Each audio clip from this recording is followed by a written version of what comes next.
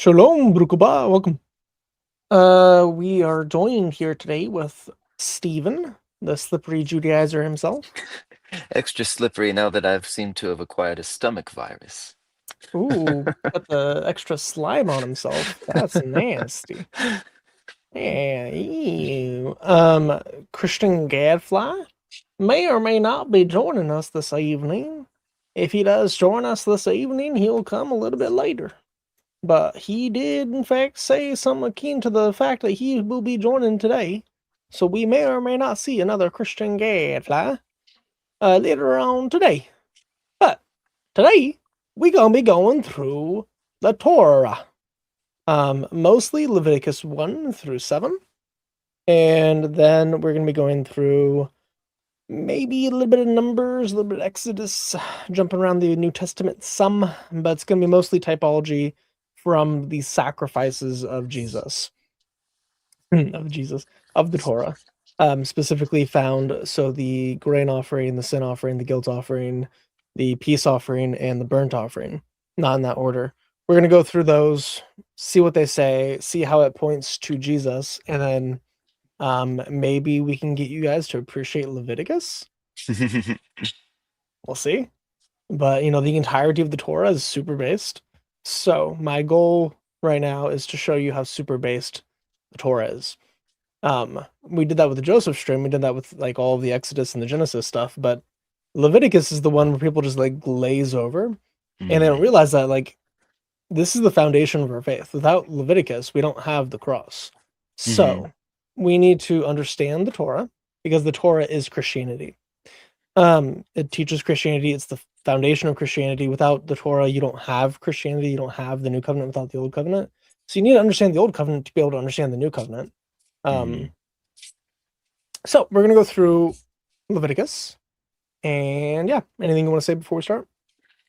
We could even, if we want to be cheeky and controversial, we could even possibly touch on the idea of whether sacrifice remains relevant or animal sacrifice remains relevant or not for us in the current time period.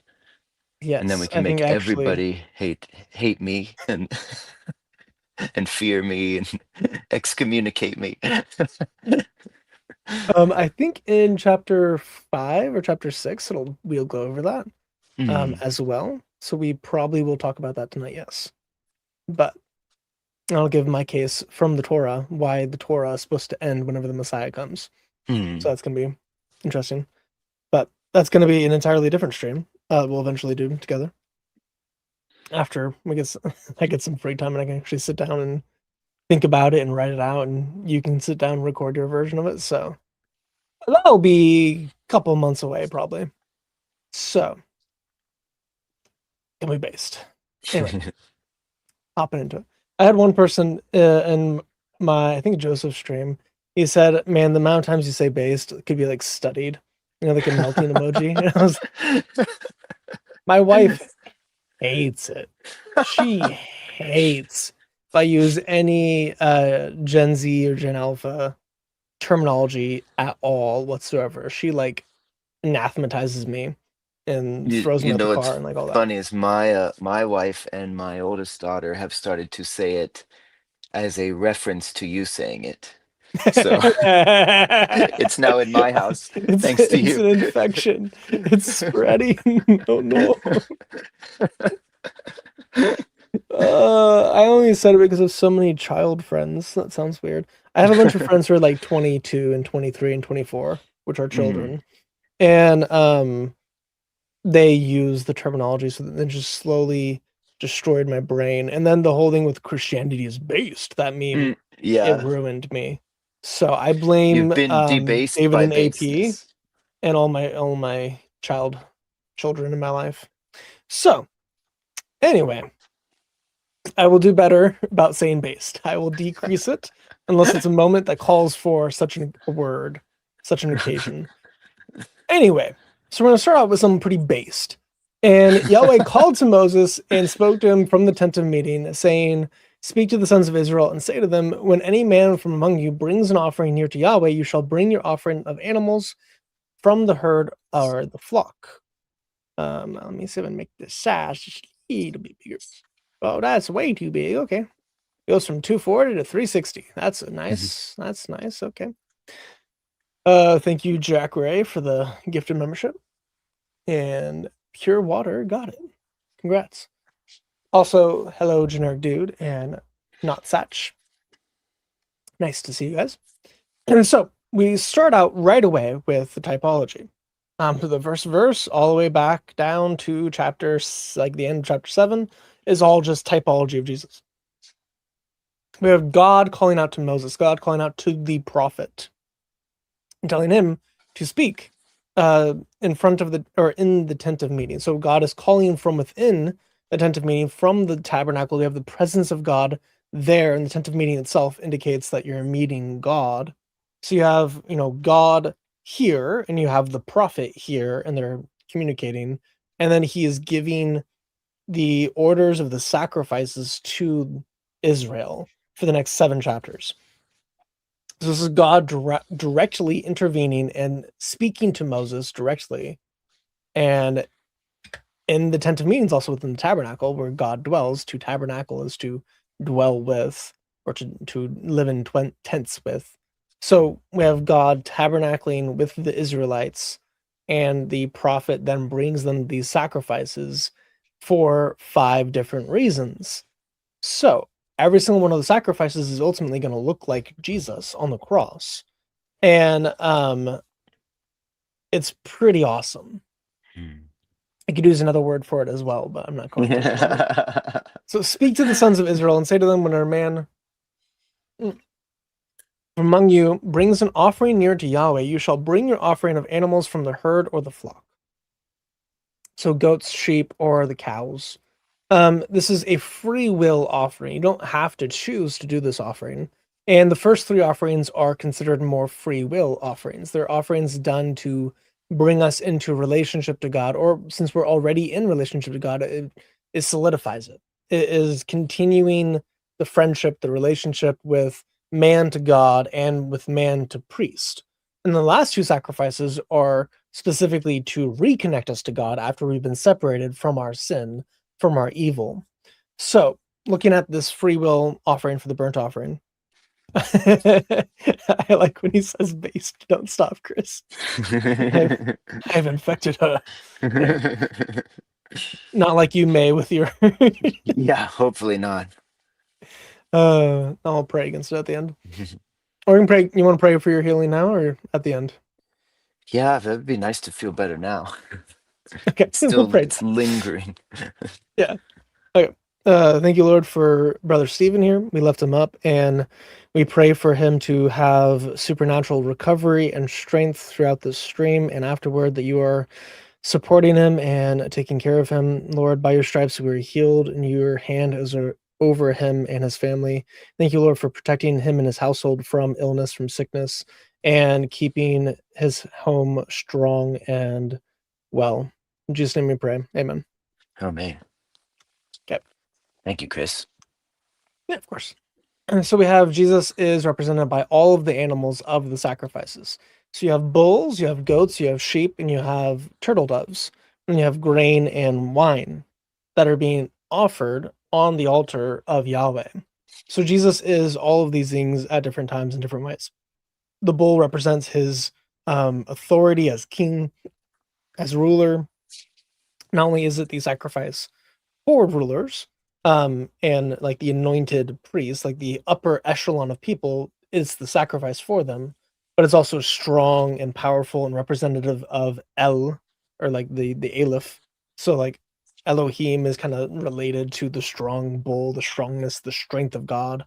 And you have the Lamb of God who comes and takes away sin of the world, and you have the goat, the ram, the horns there, as which we'll get to in a bit, but like already just the idea of the herd and the flock is going to come up a lot in these sacrifices, and it's pretty cool.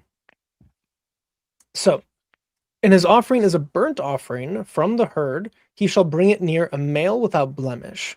So it has to be male. And most of the sacrifices we're going to see are male specifically. The only ones that are female are the ones for the poorer people. So the more wealthy you are, the more costly your sacrifice had to be.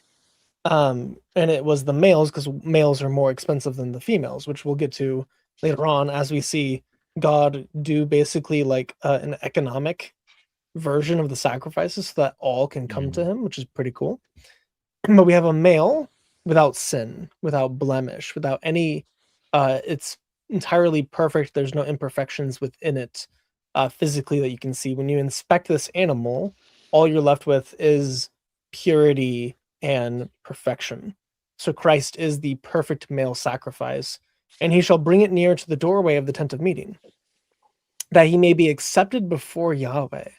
So in order to be accepted by God, you have to bring this sacrifice, you have to bring this male without sin that can redeem you of your sins through the narrow doorway of the tent of meeting. Well, interestingly, the tabernacle only has one door. It's a semi-large complex, has one door. Just as Christ is the door, and there's only one door to salvation, going through Christ to the Father. So you can only enter into the Holy of Holies through this door, and you can only be acceptable before Yahweh by going through this door into the Holy of Holies and having your sins atoned for, which is pretty cool. I'm gonna replace base with cool now. It's gonna be I don't know if that's any better. But that's amazing. Like God is so cool, as we're gonna see repeatedly throughout this night. And he shall lay his hand on the head of the burnt offering, that it may be accepted for him to make atonement on his behalf. This is going to come up a lot in the peace offering, the sin offering, the guilt offering. Mm. This comes up a lot. The idea is whenever you lay your hand on the animal, you lean on them and you are confessing your sins over them. The exact language of confession will come up later on in the chapters. But the idea of you are putting all of your weight, all of your sin on this animal, the animal absorbs it from you, and that is what is making atonement. And So this atonement undeserving itself, animal. and a sinless animal, an animal that doesn't deserve death, because there's animals that deserve death in the law. If an Mm-hmm. animal gores a man, if the animal has sinned, the animal is to be put to death. This is Mm-hmm. a sinless animal who takes on the sin of man. But it's not just that he's taking on the sin of man, the man also has to kill the animal. He shall slaughter the young bull before Yahweh. Mm-hmm. Not that the priest is doing it. You know, people think of like, oh, the priests are the ones who are like ritually killing all the animals. No, no, no, no. The sacrifices for you that you're doing for the burnt offering, the sin offering, the guilt offering, you are the one who is killing the animal the vast majority of the time. The only time that's Mm-hmm. not is the turtle dove. And Mm-hmm. that's just because it's a bit weird, and they have to make sure that the body stays whole, which we'll get to for typology too. But you, as the guilty one, you are the one that needs to sacrifice the animal. And this is not to be nice. This is not meant to feel good. Right. You are meant to feel the weight of death for your atonement. Atonement can only come by death. Atonement can only come through the shedding of blood. And this is only really understood and felt whenever you are the one who's responsible for the death of the thing that is making Mm-hmm. atonement for you. And you know, people are like, "Oh, was it the Jews? The Jews killed Christ. They're Christ killers." And then people actually read the Bible and are like, "Oh no, the Romans killed Christ." And it's like, no, it was Jew and Gentiles, Jew and Roman, and And Jesus's because it was done own for people. everybody, it's us too. It's everybody ever who's every human is responsible for it. Exactly. If you have had your sins forgiven by Christ, you are responsible for his death. Perfect way to put it.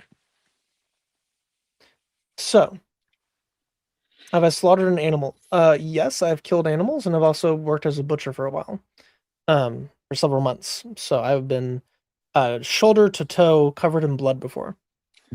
That's an interesting experience. Uh, but generally speaking, not recommend it. It's very sticky, very sticky. It's not a pleasant experience, and getting it clean is just rough. Anyway, but and this is actually on my website. If you read my testimony on my website, which is way more explicit than the one on YouTube.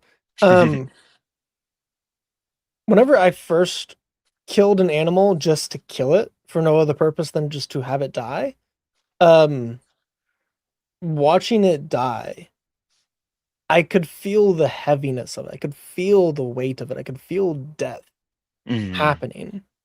And to have that happen and then know that that animal was taking on my sin, which it didn't for that. It wasn't a sacrifice. It was just Mhm. to kill it.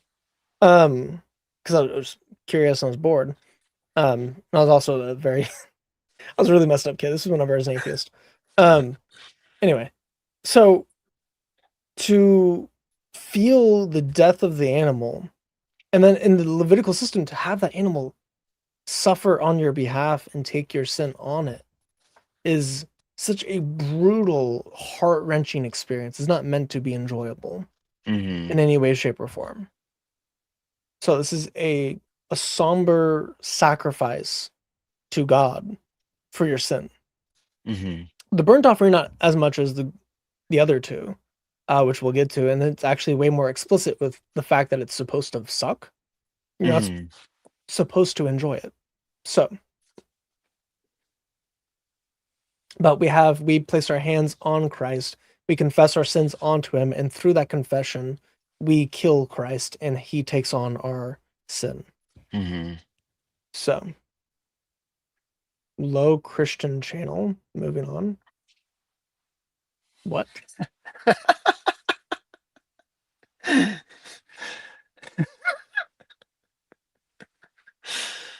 Oh, it's a Ah. witch. We witches were Oh, told to come to this channel to detect lies. We will do that. We aren't against you. We are just here to see if anyone is telling the truth. And then low Christian channel, moving on. wait, we're supposed to get It's our truth from supposedly a witches? coven. Yeah, I guess. I don't know. You know, witchcraft doesn't work against Christians. That's a fun little tidbit. So I don't know why the witch there is trying to do anything here. It doesn't work. The Holy Spirit protects us. There's been multiple warlocks and witches who are coming out of Wicca and the other, occultic practices, and they say, "Hey, yeah, it doesn't work against Christians. Hexes do not work against Christians. They have a powerful barrier around them." I've seen testimonies of witch doctors that had that experience, and they're like, "Oh no, there's no point in trying it against Christian." Mhm. So your magic does not work here. Repent and come to Christ, and you can be saved. Anyway, That was so strange though. I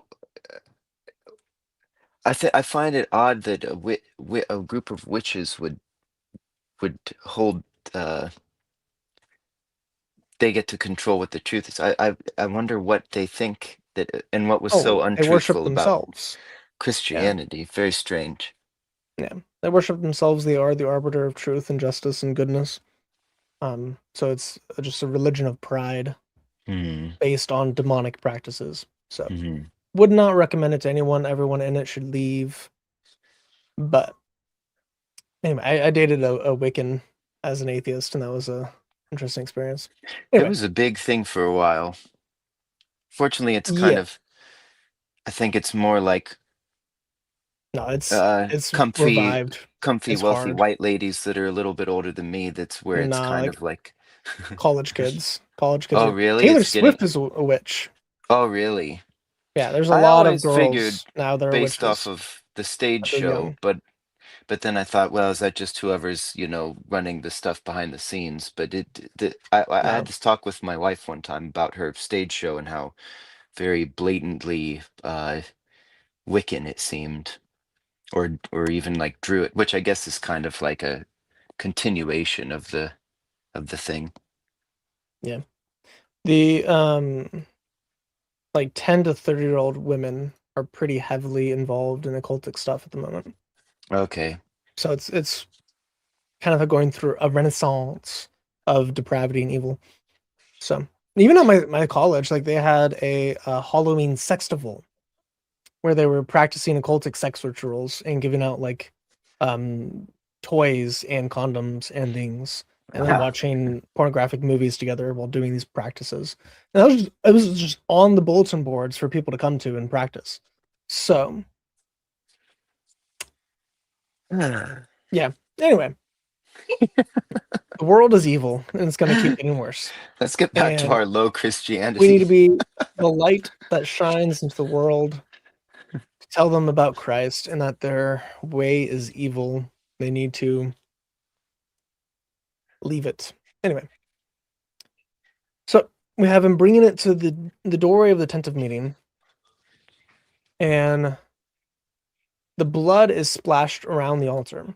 So the blood being splattered, the blood being sprinkled, all of these things represents Christ as well on the cross, with his blood being poured out from the temple to Golgotha. Like the entire trail was covered in his blood.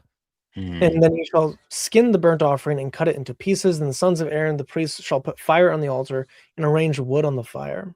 So we have these sacrifices being arranged on wood specifically, and this gets into like the Isaac typology, with Isaac being bound on the wood, representing Christ. But here we have the animals that are, after they're already slain, they're placed on the wood, so it's a little bit not as clean as Isaac. But you still have the sacrifice on the wood within these offerings, which Christ, Isaac is pointing to this type of sacrifice. So the fact that Isaac points to Christ and he's pointing to this also kind of like, what's the terminology in Boolean systems? You're distributing it outward. Anyway, it infers the other. So you have Christ here being represented by this sacrifice, and Aaron's sons, the priest, shall arrange the pieces in the head and the suet over the wood, which is on the fire that is on the altar. Its entrails, however, and its legs he shall wash with water, and the priest shall offer up and smoke all of it on the altar for a burnt offering. So even his innards are washed, and his feet are washed. So we have Christ washing the feet of his followers, and him himself being anointed with oil and cleaned and all these things before the altar. But we have his entrails as well. His innards are cleansed. His innards are clean. He has no sin externally, no blemish externally, and he has no sin internally either. His innards are pure, washed with water. So he's a fully sinless sacrifice. But if his offering is from the flock or of the sheep or of the goats for a burnt offering, he shall bring near a male without blemish. Again, we have that male without blemish. And he shall slaughter it on the side of the altar northward before Yahweh, and his Aaron's sons, the priest, shall splash its blood around the altar. Then it has the same type of stuff that I'm not going to... This repeats a lot of the exact same sentences over and over and over again. I'm not going to read those just for brevity. But it says the same thing. I'll point out whenever it doesn't say exactly the same thing. Why does it say northward here? It's really not that special. It's just pointing to, if you look at the copper altar there, that's where the sacrifices are being done. The north is just an empty space, and the east is an empty space. The east is where a lot of the big sacrifices are happening. And then the ramp is how you get up to the altar. So the south, you don't really have any space there. And then the west, you don't have any space there either. That's going towards the Holy of Holies with the basin that you wash the innards in, and all of this other stuff you're going to be using the basin for. So the northward is just because it's the space that works. And then later on, I'm going to see eastward, and that is for the same reason. But if we look at, the symbolism and layout of it kind of looks like a cross at times, where, that top diagram I went over, that's Numbers 1, where the camps of Judah just so happen to look like a cross. It actually looks more like a cross than what this is portraying, because the north and the south are actually longer than the west. So it is, the west is the shortest, the east is the longest, and then the north and the south are the same, and they're the middle. So it literally makes the shape of a cross, with the tabernacle right in the middle of the cross. And in the middle of the middle, you have the altars, the showbread, where the cups are, the golden lampstand where the fire is, and then the Ark of the Covenant, where God's presence dwells. So you have all these sacrifices, all of God's presence, the bread and the wine, all these things, all right there in the middle of the assembly, which is in the shape of a cross. So it's pretty base. Like, oh, where's Jesus in the Old Testament? Like, well, here's a picture of a cross from God's point of view. where God is in the middle of it, then the different heads and the different banners all relate to Jesus. I've done a stream on this already, but this is a pretty cool study you can go through. Anyway, so it's why that you shall cut it into pieces, and then all this stuff is repeated, and you do the same thing. And if he's bringing an offering of birds, then he shall bring near his offering from the turtle doves or from a young pigeon. So there's different levels of sacrifice you can do here. Since this is mostly a free will offering, you have to do it at times for like certain things you like legal code you break. I think if you are a thief, you have to return it and then also give a burnt offering or a guilt offering and a burnt offering. Either way, sometimes you do the burnt offering in combination to other things, but a lot of the time this is just going to be a free will offering. You can choose to do it or not to do it. So you can do it with a bull if you're a rich man. You can do it with a goat or a sheep if you're a wealthy man but not that rich. Or you can do it with a bird if you're poor. So God is allowing his people to do different types of offerings based on their poverty level and the level of the offense, if it is from offense that they did. So there's a distinguishing here happening. And then the priest is also the one to kill the bird, which is kind of interesting. So sometimes we have the people themselves killing the animal, and then sometimes we have the priest doing it, but it's only for the poor that the priest himself is doing it. Which you probably could relate to Jesus. Like Jesus, he takes on our infirmities and our weaknesses and all that, and he is our high priest that is doing these sacrifices. And we're all too spiritually poor to actually, manage it ourselves. So he has to take it on of himself to kill himself for us. But anyway, not as clean as some of this other stuff. You should also take its crop with its feathers and cast it beside an altar eastward to the place of the ashes. So where the ashes are going. So the feathers don't get burnt. The feathers remain. It could be like, oh, well, this actually represents his divinity because, birds fly, eagle wings, all that type language is being applied to God. And you have, well, he came down from heaven and he took off his royal robes. He took off his glory. He took off like his feathers, you could say. And it's set aside so that whenever he's resurrected, he can take it back up again and fly. Or that could be totally a reach. Typology is interesting because some of it is so blatantly obvious that everyone agrees with, and then other parts of it might be a stretch. And remember, for all of this, there is no new typology or no new doctrines can be created through typology. That's not the purpose of typology. Typology is to confirm what is already revealed and explicit in the Bible, either through prophecy or through the New Testament. We do not need typology to create any doctrine because all the doctrines are already thoroughly created. They're just confirmations of doctrines that already exist. So it's helping us. It's the road to Emmaus. It's helping us understand who Christ is by looking at the Old Testament and seeing him in everything. So that's going to become abundantly clear by the time we get through the guilt offering. Then you shall tear off its wings, and you shall not separate it, and the priest shall offer it up in the smoke on the altar, and it's a burnt offering. A soothing aroma to Yahweh. Now I've actually seen people like, oh, well, God is so, mean because he desires the destruction of us or the destruction of animals around all this. And it's like, there's a number of times where the soothing aroma to Yahweh is used in the sacrifices. Sometimes they include frankincense, and it is literally something that smells good. Like you would enjoy that smell as a human. Or like animal flesh. Right. Fun fact, most people like the smell of burning animal. However, burning feathers don't smell very good. No, they do not. But yeah. Because they're constantly burning like cows and goats and sheep. If you've ever been to like a barbecue place, that's what it smells like. This smells like barbecue. And they're also throwing flour and wine and salts and other things into the fire. Like this is going to be a good smelling fire. Barbecue and burgers and steak, absolutely, yeah. That's what it smell like. It's one So, thing I've thought of often, which is because of the two daily, the morning and the evening sacrifices, and they're doubled on Shabbat, and during the holy days there's extra, and so there's like the presence of God's presence was something that could be smelt even by people engaging in these daily sacrifices. You there would have been the constant smell of that throughout the entire area that was encamped around, whether it was the tabernacle or eventually the Jerusalem with the temple. Jerusalem would have had its own unique smell simply because of all of the sacrifices, including incense and things going on at the temple. And so that's an mhm, interesting thing.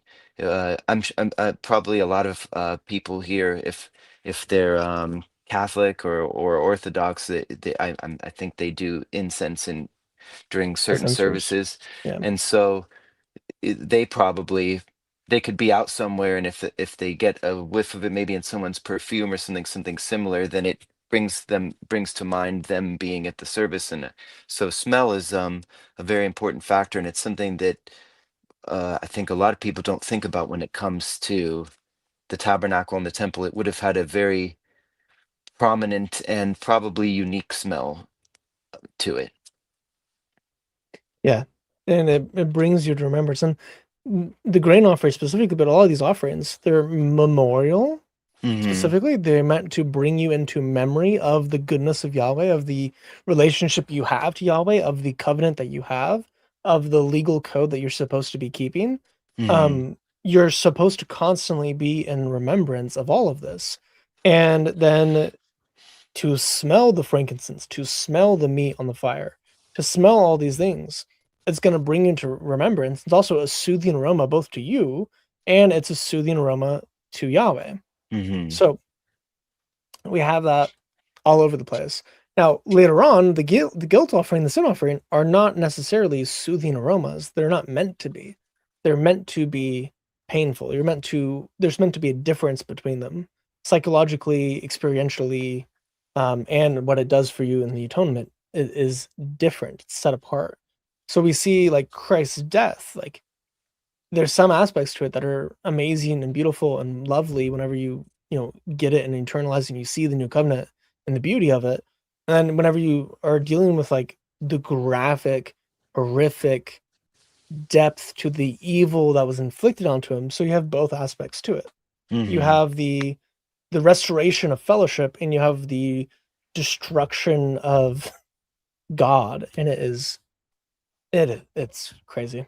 Um, Ash said now it just smells like cat pee and drinking too much for Jerusalem. Yeah. So once the city of holiness and all this wonderfulness, and now it is um, more secular.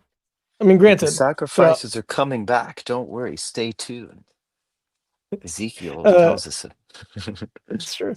Most of the history of the Israelites were not very good. They were not actually following the law, so it still would not smell like this for most of it. And we even get in Isaiah, he's like, "I've had enough of your worthless assemblies. Like, Hmm. please just stop sinning and actually change your heart, because that's Hmm. the point of the law." But anyway, so also Ash, if you, I know you said that you wanted to rest today.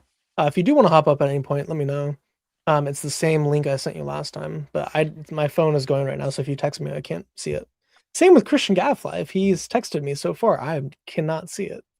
So anyway, now when anyone brings near a grain offering as an offering to Yahweh, his offering shall be of fine flour, and he shall put oil on it and frankincense on it. So this is likely olive oil, but we have fine flour. It is the best of what you can offer. And we see this a lot with even like the unblemished male bull. That is the Hmm. greatest offering you can give because that's the most costly animal you could own. So the idea of bring all of these nice, wealthy, expensive gifts to God is related to Jesus because he is the greatest sacrifice that could happen. Hmm. And We also have oil being poured on it. Well, what is oil? It is the S- anointing. That's So representing the Jesus, Spirit of God. yes, Jesus is anointed before the crucifixion, and he has frankincense placed onto him after the crucifixion.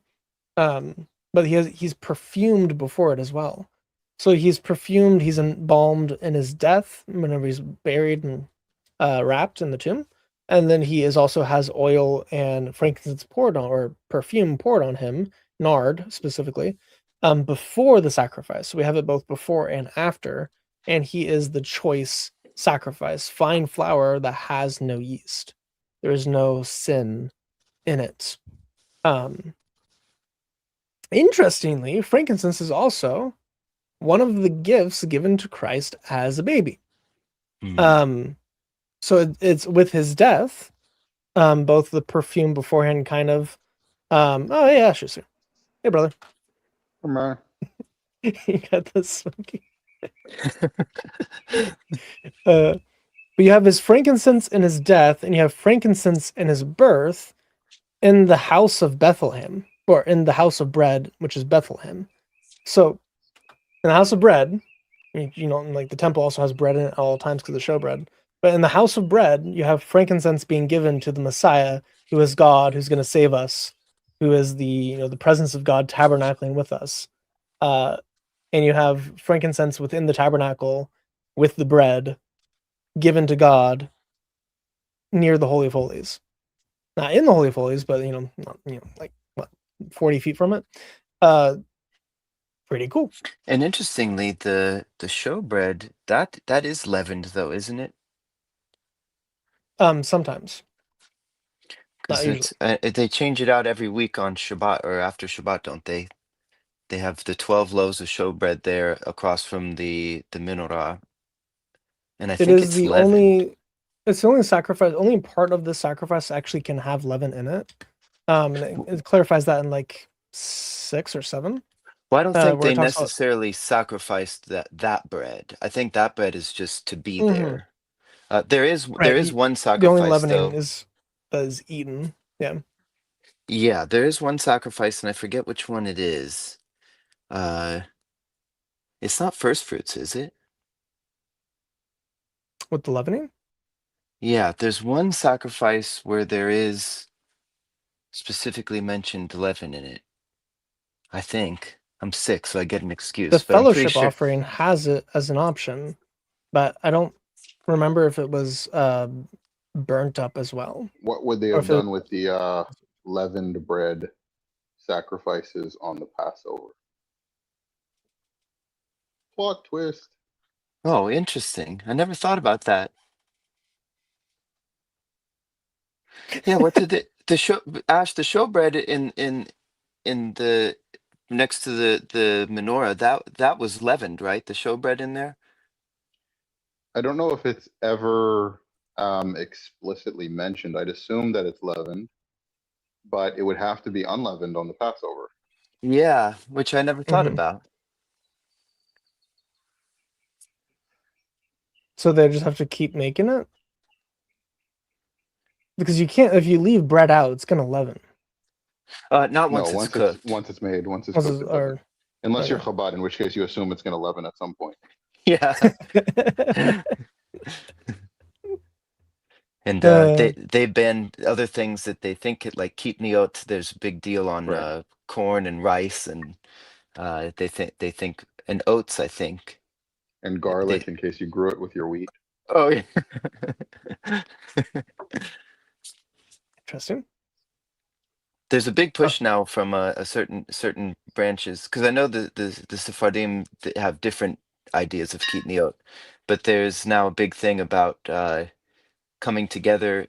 Do well. I don't want to change the topic. Sorry, Chris. no, feel free. I I have was no wondering idea.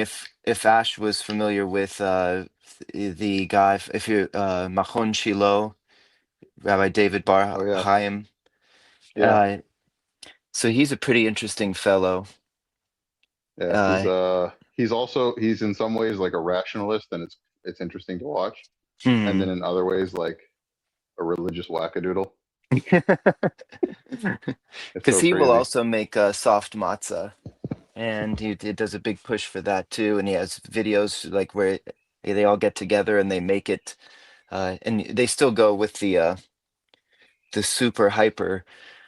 Got to be done before, I think it's 18 minutes or 16 before they say it starts to leaven already. And Right. so they have kind of this nice assembly going on. But he's I like how he takes a lot of the approach that's to things that are what I think are much more biblically accurate. But then he also is very big on certain other things that are the typical Jewish stream that went its own way. Uh, It's really interesting because he's like, I believe he's the one that talks about how he's like, we don't need to worry about or care about messiahs at all. yeah, Like we yeah. just, it's just a legal system that we're supposed to follow from God. Like I don't care if there is or isn't a messiah and who it is until he Mm. shows up. Yeah, Israel said this something similar. Right. He's also like, oh, the Torah doesn't talk about the Messiah. I'm like, no, I mean, Joseph, Isaac, but Mm. And well, and the the serpent. And prophet the of prophet like Deuteronomy. Moses who will come. Yeah. Mm. Yeah. Anyway, yeah, I had that discussion with him on stream, but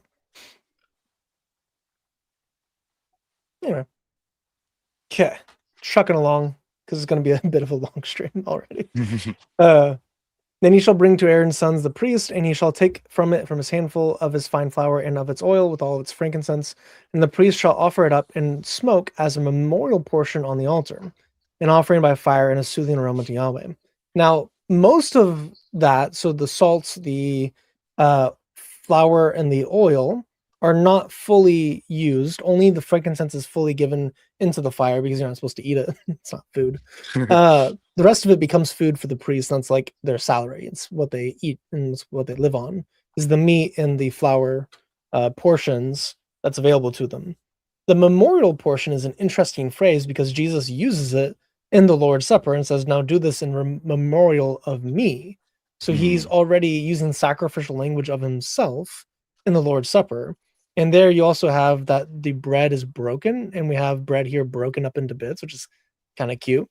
And it is fine flour, unleavened, mixed with oil. Again, Christ was anointed; he was oiled up beforehand. But we have this unleavening again, where leaven represents sin, pride, arrogance. The leaven of the Pharisees, the Mm. leaven in Corinthians, wherever Paul's like, "Hey, a little leaven leavens the whole lump." Do not allow pride. Do not allow this falsehood into your churches, because it will destroy all of you from within. And we can't have pride before the Father. If we have pride, we cannot come to Christ because our pride will keep us from him. And we can't have sin and enter into the Holy of Holies. So our sin keeps us away from God. Our pride keeps us away from asking for redemption and mercy. So we have unleavened flour, unleavened bread in all of the different ways it's made. Like, hey, if you're going to bake it, if you're going to griddle it, if you're going to make it in a pan, all of it has to be made with fine flour and oil and brought to the priest in order for the memorial portion to be destroyed and the rest of it to be given to them as part of their um, income, you could say. Mm-hmm. But the priest is the one who actually brings it to the altar. So there's this divider between man and God still. You are bringing this bread, you could say like this, the Lord's Supper, if you want to use covenantal theology language with Jesus. You're bringing your bread, and it even talks about first fruits in a bit. So we're like, you bringing your bread and you're bringing your wine to God through the priest to the altar. So the Mm-hmm. sacrifice there, the old covenant sacrifice here, is bread and other things as well. Bread and wine, which comes up a lot in the Bible. Bread and wine Yeah. specifically together comes up so many times. And you have the priest and then bringing it to the altar, and Christ is our priest, but we're also a nation of priests where we are now able to come to the altar of Christ and have direct relationship and communion with God through the opening of the tearing of the veil. So now there Mm-hmm. is nothing dividing the Holy of Holies from the people, and we are now a royal priesthood that is able to bring our our own sacrifices, our own participation in the body of Christ to him directly. And we had the high priest, Jesus, be the one that tore down this barrier of man, priest, God.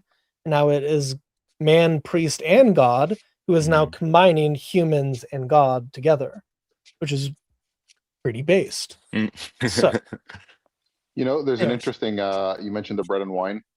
There's a Midrash on Psalms, Midrash Tehillim, on Psalm 2, where it says in Ashubar, and it says, "Who is this son?" It says, "This is the Messiah, the son of the Torah."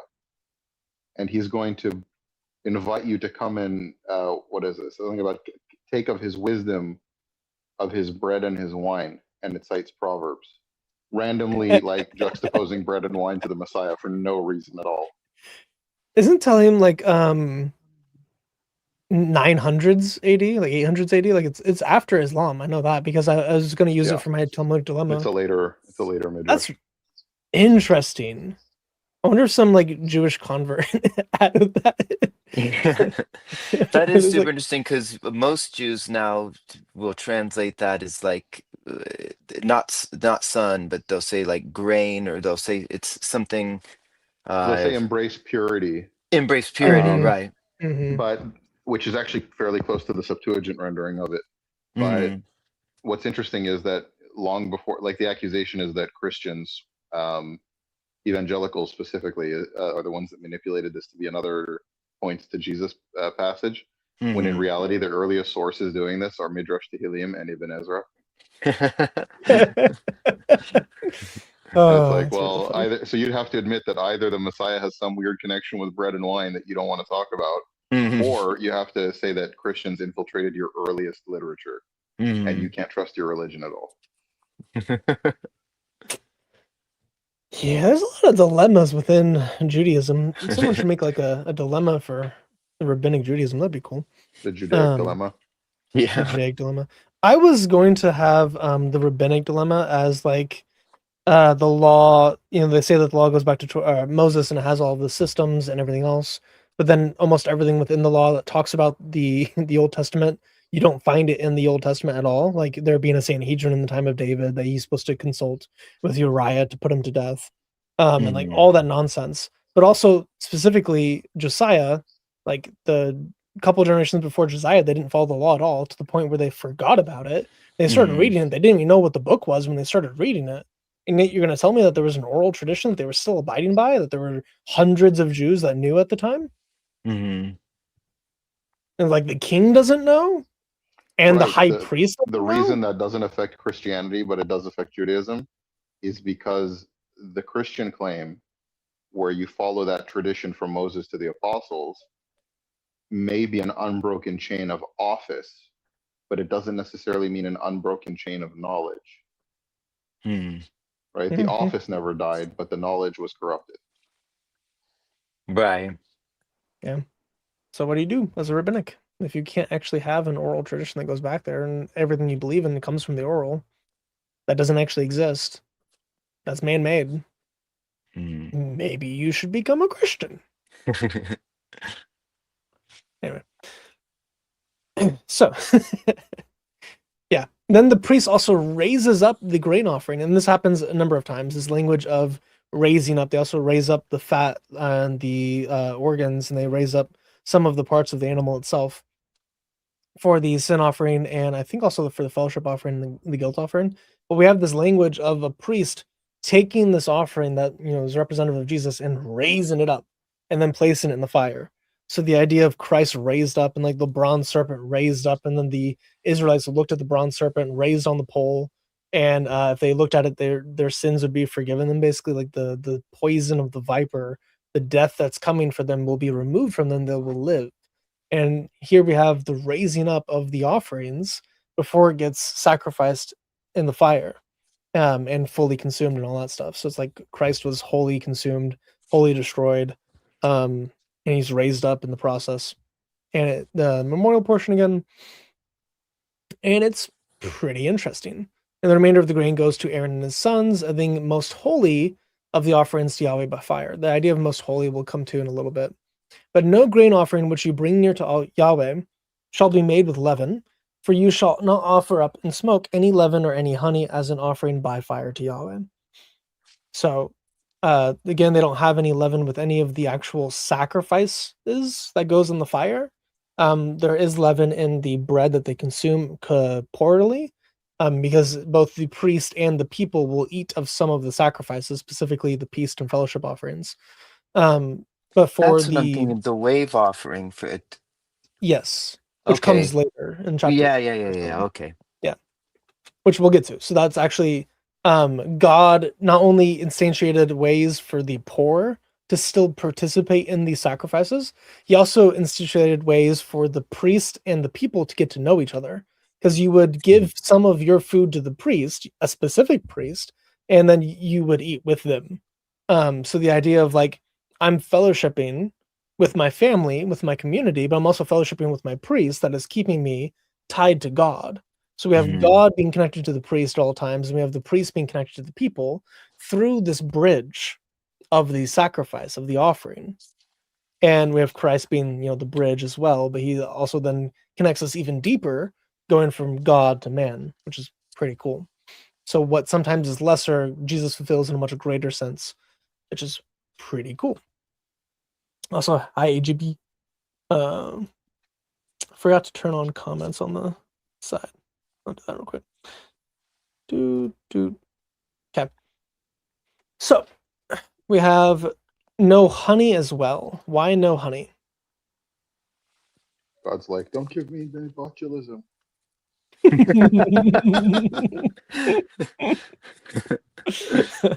Literal dad joke.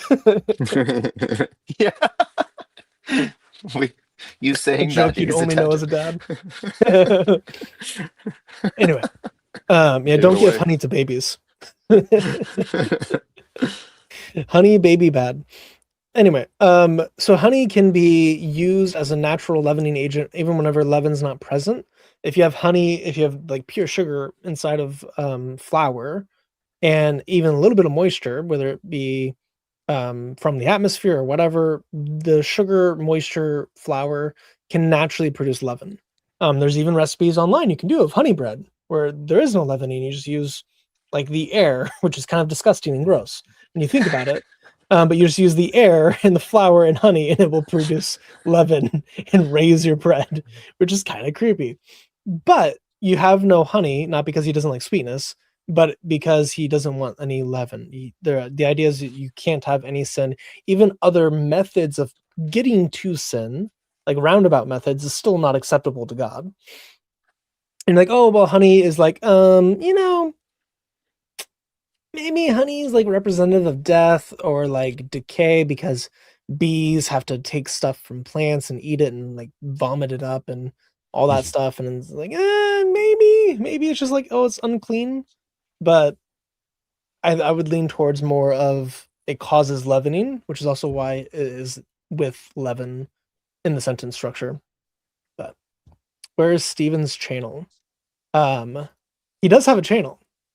It's actually in the description of the video, if you want to check it out. It's more of a hope than a channel. He doesn't have any content whatsoever, so he's a channel with zero content. I think I'm still his only subscriber, waiting for content to eventually be made. But anyway, yeah. Yeast in the air. There is, in fact, a bunch of things in the air, and the more you learn about, the less you want to live in this planet. It's very easy to become like a mitochondriac, where it's like you're terrified of everything. Everything's gonna get you sick.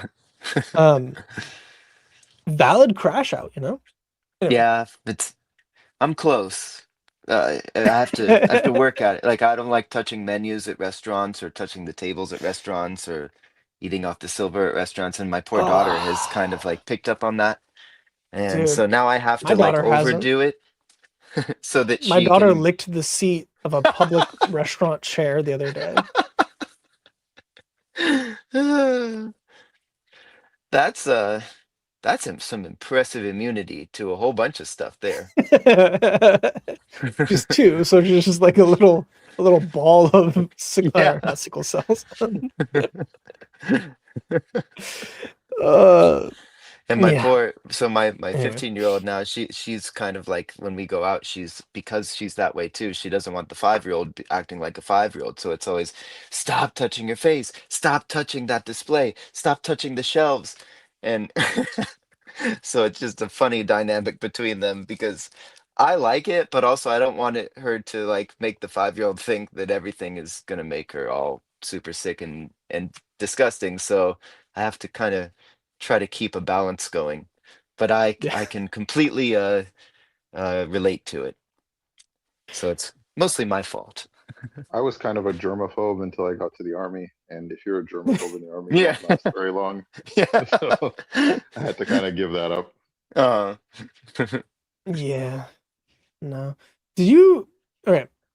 Did you ever have to drink out of the disgusting, like, plasticky canteens that they'd give you? Yes, throughout all basic those training, you have to drink out the of green them, and it's ones, Ugh. yeah. Yes. They I liked taste those. they taste awful. My dad, we And used to go hiking in the desert, and my dad would have those, and it said like oh U.S. Army on them or something. And I thought they were so no, cool. no, They're no. like They're super thick so and disgusting. We did basic in the summer, and it's 2 weeks, and it's just suffering the whole time. It's fun. And the first day, get there, and they make you do like a 2 mile sprint. not, not like a run. They make you run for it. To the point where you're basically gonna be vomiting, and then they make you pick up this hot, disgusting canteen of putrid water. You have to chug it, and you have to hold it above your head. If there's any drops that hit your head, you have to do push-ups. Yep, So, exactly.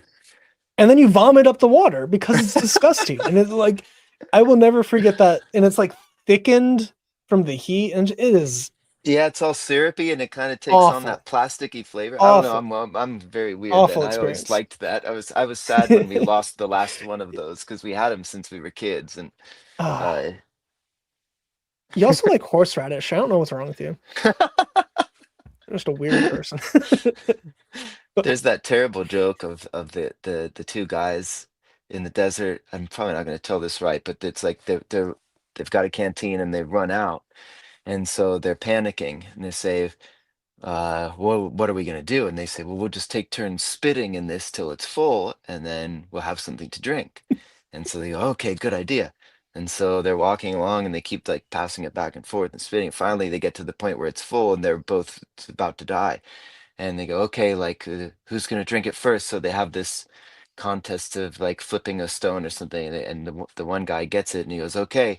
And he goes like this and then pulls it down. And then he just kind of shakes his head and he hands it to the other guy and he goes, it's empty.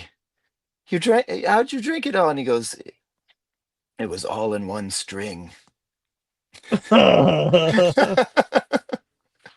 Gross.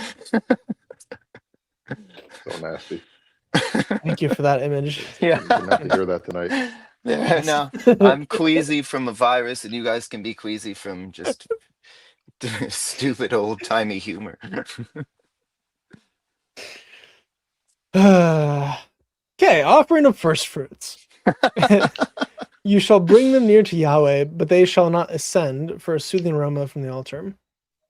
So that like the blood of the lamb was not ascended, but it was shed for us on the occasion. Every grain offering of yours, moreover, you shall season with salt. So that the salt of your covenant of your God shall not be lacking from your grain offering. So we have the salt of the covenant of your God. And that's pretty cool. That's pretty special. Where we are, we're the salt of the world. And it says you must not have it be lacking from your grain offering. If something Mhm. stops being salty, it can make it salty again. It's going to be trampled underfoot. All the language Jesus uses of salt. Salt is also a preservative. It does the Mhm. opposite effect of leavening. So where leavening introduces death and like even pride, because what does leaven do? Leaven puffs up. It makes it appear bigger than what it really is. So it's a puffing up effect. And then salt is the opposite, where it keeps things fresh and it keeps things healthy and good and makes things tasty. Leaven also makes things tasty, but for a very different reason. And then you still need salt. You can't have leavened bread without salt and expect it to really taste that good. So you need salt to make everything taste good. You need salt to make everything acceptable to your palate. We have salt here being making your grain offering acceptable to Yahweh. So all of your offerings shall have salt. Also, if you bring near a grain offering of early ripened things to Yahweh, you shall bring near fresh heads of grain roasted in fire, grits of the new growth for grain offering for your early ripened things. You should put oil on it and place frankincense on it. It is a grain offering. Now, grain here doesn't literally only mean wheat; it just kind of means. I think in the King James version, it actually calls it a meat offering because the word is just kind of not. Kind of, Well, I I mean, think it's the kind of same like root as in animal Hebrew, anyway. Like, lechem can mean all sorts of food. Uh, it generally means bread, but it can be used just as also for food. So it's probably the same way with meat in King James English, I'm guessing. yeah. And then pretty much every other translation does not use meat there because Mm, it's literally not meat. right. But the term itself is kind of a vague term, and almost every translation you look at is going to have a different um, word for it. You also have meal offerings. Mm, So it's just a food offering that is not specifically meat. So this could include wine. So you have, and it's a memorial as well. So the bread and the wine of the sacrifice of Jesus, in the Lord's Supper, he institutes communion. He calls it memorial sacrifice, and then we have this memorial portion.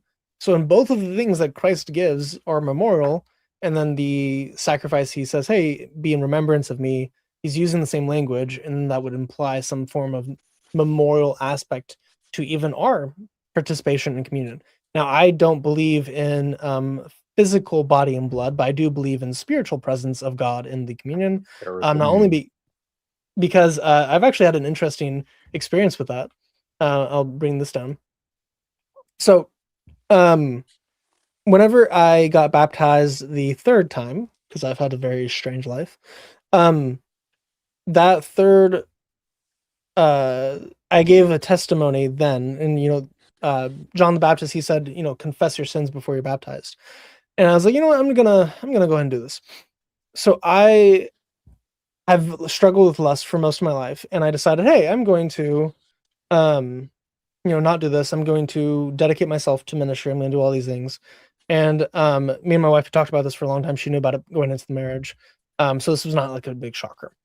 And I was getting baptized because I felt the need to before I started this YouTube channel, before I started ministry. So, like a week or two before my baptism, I sinned. I watched porn and, did all the other activities you do whenever you do that. And then I didn't tell my wife about it. And God said, "Hey, you should tell your wife about it." And I said, "No, I'm not going to." The next day, I take communion at church.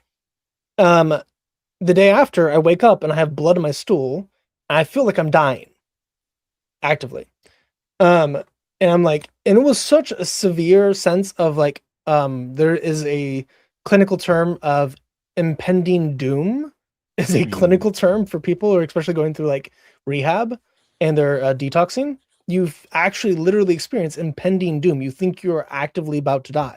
And I was going hard through that. And I was like organizing my computer to go back to work whenever like my coworkers are having to like sort through my data. I was like organizing my code, actually getting my code like commented. And I was like thinking about a will and like I was doing all those things. I was like, I'm going to die. And then I told my wife that I was not feeling good, and she was like, "Did did you sin that way?" And I was like, "Yes, I did." And I confessed to her. I said, "I'm sorry. Please forgive me."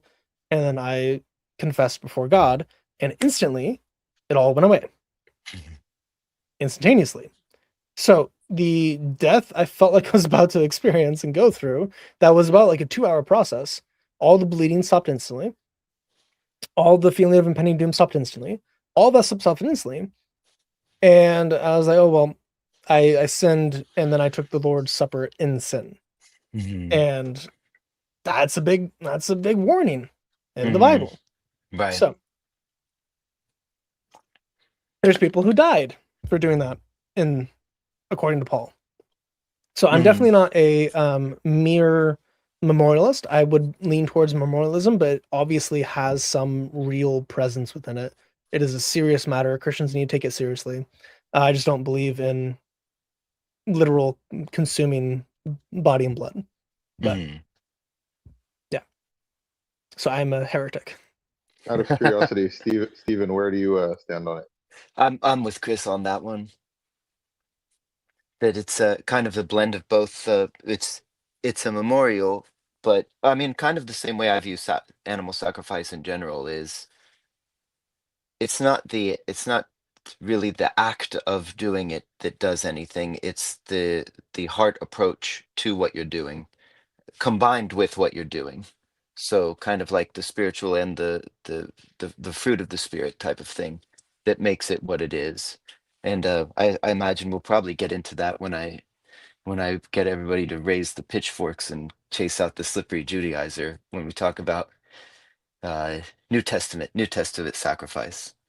But yeah, with communion especially, we do it. We do basically with Passover.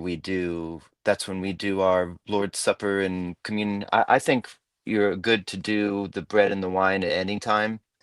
Uh, but for us, we make it the thing to do it as a family as during the Passover Seder. That's our big bread and wine taking, and then can kind of be done whenever one would like throughout the rest of the year. Cool.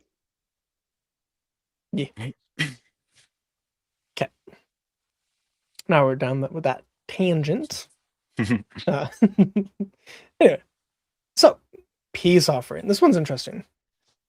Mostly because how it's described later on, not in this chapter, but because he gives all of the sacrifices, then he gives a summary of the sacrifices, and he gives general practices you can do while you're doing them. And so it is like you don't just do it all at once. You have to say it, then you have to say it again in a slightly different way, which makes it a little confusing if you don't read all of it. But you should be reading the whole Bible regularly anyway. So now, if his offering is a sacrifice of peace offerings, if he is going to bring near one from the herd, whether male or female, he shall bring it without blemish before Yahweh. So now we have Christ, his death accomplished salvation for both males and females. So we have the peace offering itself is very representative of both the priest and the I was gonna say the laity, like the clergy and the laity being brought together here. But you have male and female also being brought together here.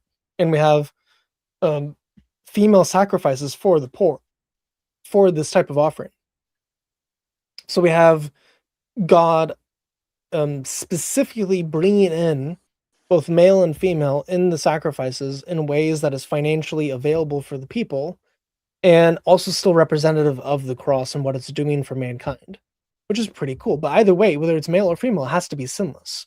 Because the standard of perfection for both males and females, even though Adam was the one that had the covenant, not Eve, the standard for both men and women is sinlessness. So whether you're a male or a female, you're coming before God, you still need Christ because he alone is the one that can actually replace your sin and bring you into a blemishless state before Yahweh, before the Father. So. What's interesting with the sprinkling of the blood? So when you think in the context, like for me, having grown up in the Jewish world, a lot of people because everything is like reciting the things about the sacrifices, but you do it in the biblical language and you don't necessarily think about what you're saying. You just kind of say it. For some people, like those of us that knew the language a little bit better, you are thinking about it, but you're not really internalizing it necessarily to that degree. I remember one time at a Sabbath meal and with a bunch of friends, and one of the guys said a Devar Torah, which is like a homily or like a speech about the Torah portions. And he finished with the classic Chabad and, Mashiach now, right? We should have a Messiah in our days. And I was a bit of a shit disturber even back then, even when I was an Orthodox Jew. And I remember I said, hey, to the friend, are you really ready for Mashiach now? And my other friend was like, Asher, dude, come on. I was like, no, but seriously, do you know there's going to be guys with like shaved heads and linen like cone hats, like sprinkling blood everywhere, like burning animals? And he's like, I never really thought about it like that. I was like, yeah, you're gonna go to the temple, you're gonna like confess your sins over an animal, and the priest is gonna kill it in front of you. And he's like, yeah, let's pretend like that we don't have to talk about that. You know what, that is interesting though, Ash, because I feel like with as much of like, especially with organizations like Chabad and everything, with the desire for the Mashiach and the trying to bring the Mashiach, and I think a lot of Jews would find themselves in that position of, because of their daily routine would be very different, because so much of it is based around replacing what they don't currently have with the temple, and all of a sudden then that stuff is going to have to morph into Temple daily worship. living right, and I wonder if there's a lot of Jews that don't really think about that all that often. No, Judaism has morphed so much from that. Like, unless you're one of the specific like cultists that wants to like sneak goats onto the Temple Mount Mm, and like build the third temple there physically, like unless you're in that small group of people, like it's more cerebral, I guess. You just kind of think yeah. about it from time to time. Yeah. It's kind of sad because it's like the Torah. Like, imagine being a Jew and not really considering or thinking about the Torah specifically. You're Mm, just like a massive chunk of it is just gone from your life and your mind and everything else. Right. But that's literally the word of God. Like that is the foundation. Yeah, I mean, the Even like reading of the Torah portion weekly puts it front of mind often. If mm, mm, you're like from a group like Chabad and you take it seriously, like you'd be, even if you're not the Balkora, you'd be reading the daily portion leading up to the Sabbath. So right. you do read it and think about it. But a lot of it is like, what does Rashi say about this particular mm, passage? And then if you're in Chabad, it's like, what does the Rebbe say about this passage? And mm, it's it becomes yeah, you're focused more on the peripheral stuff than on the core elements. mm, Mm. Yeah. Missing the heart of And it. for like yeshivish, like modern Orthodox or whatever, like Litvish groups or whatever, different groups that are not Chabad, ultra Orthodox, the modern Orthodox on the spectrum, it's the same thing. It's just a focus on like halacha, right? right. You know, reading Shulchan Aruch or Mishnah Berurah or whatever else it is, and like, how do I live my life Jewishly? It's not really about relationship with God in that way, right? The Hasidic movements actually get that a lot better, but Mm, I'd argue that they were influenced by certain Christian groups in the Eastern Europe. So Yeah, maybe some Gnosticism too. But mix of both. the Kabbalistic is it's a interesting. There's some strange stuff in it. Yeah, Right.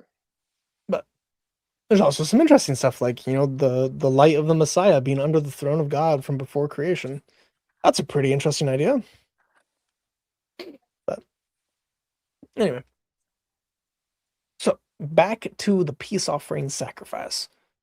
Then he shall lay his hand on the head of the offering and slaughter it. So again, we have this laying on of the hands, confessing sins, which we'll get to in the next two sacrifices, onto the animal, onto Christ. We confess our sins onto Christ. He takes it from us at the doorway of the tent of meeting. So again, this is the only way to God. Aaron's sons, the priest, shall splash the blood around the altar. From the sacrifice of the peace offerings, he shall bring an offering by fire and eat to Yahweh. The fat that covers the entrails and all the fat that is on the entrails, the two kidneys with the fat that is on them, which is on the loins, and the lobe of the liver, which he shall remove with the kidneys.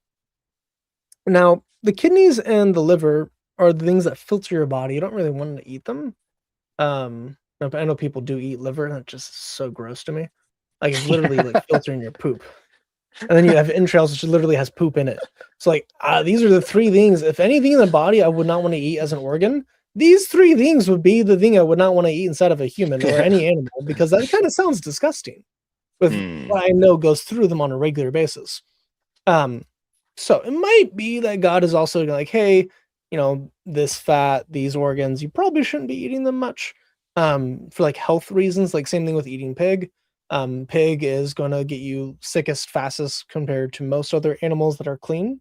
Like the kosher animals, most of them you can just eat raw and not get that sick. Other than like chicken. But even then, if you cook the meat, it's going to be less likely to get you sick than some of these other animals, or like the scavengers or bottom feeders. If you eat Right. them, Well, basically, the pig is like with the same complaint you had about the liver and the intestines. Is the pig is that only a living being?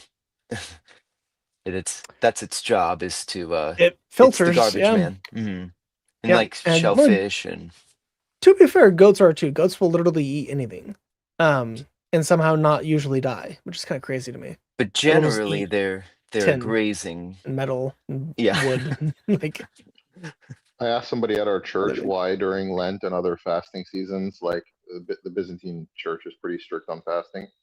Mm, So like no fish either throughout Lent. mm. Um, I asked like theoretically shellfish is allowed. I was like, why is that? And they're like, well, the church fathers saw, shrimp as a bug more than a fish.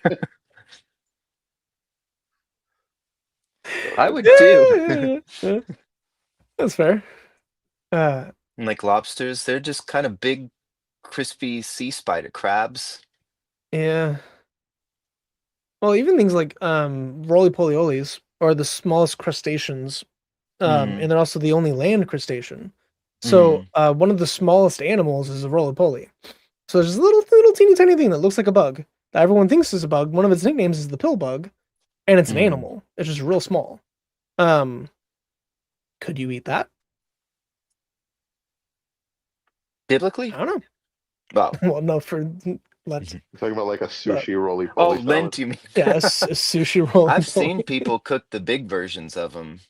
Just sometimes Uh, some things will pop up on your videos, and what are they? Cephalopods, right? That's a technical term, and it's a giant roly poly, and it cooks like you would expect a giant bug like a crab to cook. There's a bunch of green and yellow gunk in there, and a lot of weird floppy wet meat.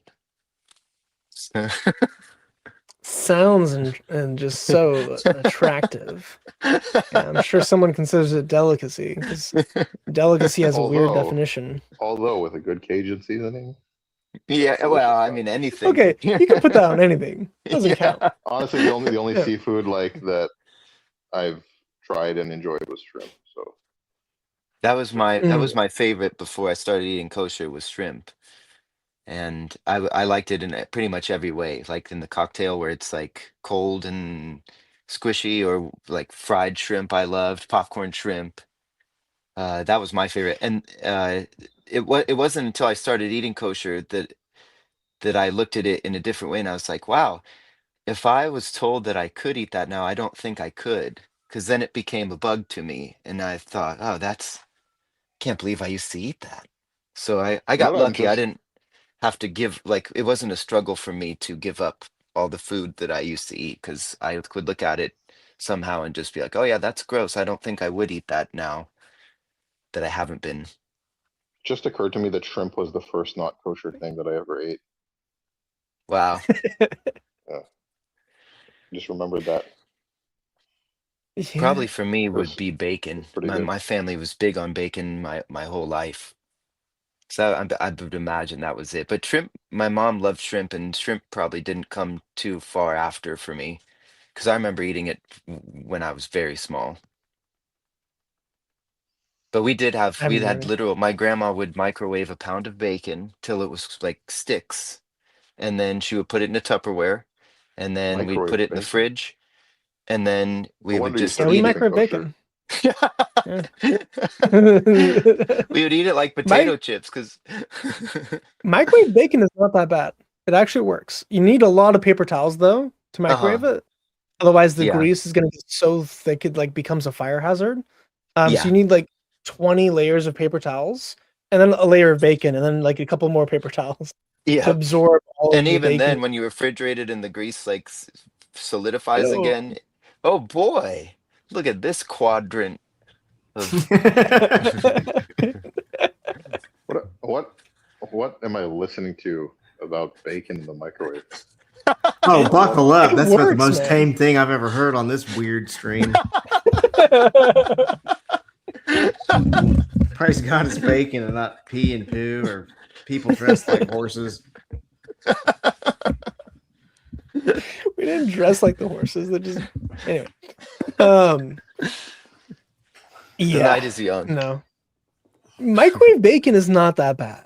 I don't microwave my bacon anymore, but for like the first like 22 years, even as a chef, I would still microwave bacon at home just because I could like throw it in the microwave, put it on for 10 minutes, and then cook something else while that's microwaving. Do you It hate literally life? can't get messed up. No, but it's just as juicy and tasty and everything else as like fried or baked bacon. See, It doesn't this is taste any fun for different. me It's still 'cause bacon. What's wrong with I baking haven't it had at 400? bacon. You're lucky Ash you is here. can. I would have left this stream already. Where are you where you're able to smoke right now? Because if I try to do, I'd love to do that in this room, but my wife would kick me out of the house. Oh, okay. He has a cigar lounge in his house. God, I love cigars. I have not smoked back anything to- in 15 years. Back to So smoking pipe for the first time in like a number of years. So I love going too pipes well too, yet. but they go out all the time. I have to keep. You're not Yeah. doing it right, Christian. You're not doing it correct. back Yeah. no, pipes are known. Like that's the thing. Like you got to relight your pipe as you're smoking. If you don't do that, you're puffing too fast and you're probably gonna get sick. Yeah. So I prefer cigars. I think once I'm done this tin of tobacco, I'm gonna go back just to cigars entirely. I will Cigars never. too. nostalgia. I think I'm just a lightweight, but I can like go through about that much of a cigar, and I get so dizzy I can't even walk, and it's great. That's how I want to feel after a rough day. Yeah. Uh, I mean, are you inhaling the cigar? No, I'm just a tiny little Irishman. Oh, Yeah, I get knocked off my feet by alcohol too. I got to be careful. Well, what are you smoking cigars for if you're an Irishman? Smoke a pipe, a Peterson while you're at it. Actually, I have a Peterson. Pipe. Pretty cool. yeah. Yeah, I would recommend Anywho's like it is. something light Dominican mild cigar. Probably better for you. Hmm. Yeah. Cuban. You can No, get your hand on. don't smoke Cuban cigars. They're a waste of money, and they're not very good anymore these days. I don't know. That's what my papa would only chew on, but he didn't smoke them. He just would suck them. So he had a cigar in his mouth for like 2 days at a time, and he'd just start I've out and heard he'd of just that. nibble it down. And I Yeah. don't know how people do that. Because Even when he that's the didn't have nicotine a gets so cigar? much quickly absorbed that way. You have He a did beard it like for you smoke. Do you smoke anything, Steven? Cigars and pipes occasionally. Yeah. Used to be a lot more of a relaxing thing, but I don't really relax anymore these days. So it's Oh, wow, your kids are all grown up. yeah, and they're There's good one too. young. It's Yeah. the kids aren't the problem. It's me at my own studio. It's mostly work, I think. Oh, yeah. But that's also I play a part in that. I'm working on it, and the not sleeping. Not sleeping doesn't really do very good I for think- me. I think that one is the big one because you sleep Yeah. less than I do, which is insane to me. I don't even know how that's possible. Like I've been bedridden before, but from not sleeping for several days at a time. And Yeah, you sleep as much as me or less than me. And you're 10 years older. So I don't understand how your body is still holding itself together. I don't think it is, and I think that's what I'm supposed to learn right now. I've been trying to work on it. Like last night, I was so proud of myself. I was in bed before midnight, and I thought I'm just gonna let that happen. And with the stomach thing, I was so sick to my stomach that I was up till 5, and then I got excited when I felt a little better. So I went and got one Chips Ahoy cookie and a piece of like bread this big. And I thought, well, that would be easy enough on me. And I was starving, and I ate that, and then I felt sick all over again. And then I slept like an hour and a half, and then I just laid in bed all morning. I called off work, and that's been my fun day of. But I was trying to sleep, but it always happens. And every time I try to sleep like a real person, something ruins it. And so I don't know. Real boy. I had a little bit Yeah, of rice for dinner. It was my youngest of my post-womb children is going through a rebellion of sleep, and we're expecting the Mm. one who's still womb side any day now. So Oh, that's uh, right. That's right. Yeah, so we're you guys gonna are like weeks out, aren't you? Like yeah, I'm hoping that he you're gets just his about sleep there. under control before the fourth one comes. Buckle up, Buttercup. It's about to get bad. Wait, so the one that's on the other side, because I have a 2-year-old and I have a 1-month-old, and it's like the 2-year-old was like, I don't know. I went in there at like 1 a.m. She's doing some kind of weird baby party. She climbed out of her crib. She pooped in her pants. She had pulled out a whole pack of wet wipes and had them in a whole mound. It was just like dancing around. And it's like, and we have to deal with this other one who wakes up every 2 hours. Yeah, man. And you have an older one one, too. I got one turning 5, one turning 4, one turning 2, and one about to be born. Oh, That's So- awesome. You've lived through the 4 and 5 being 1 and 0 already, so you know what you're in for. Mhm. Yeah, you've done this. Yeah. Yeah. No, my kids are less than 2 years apart. It's rough.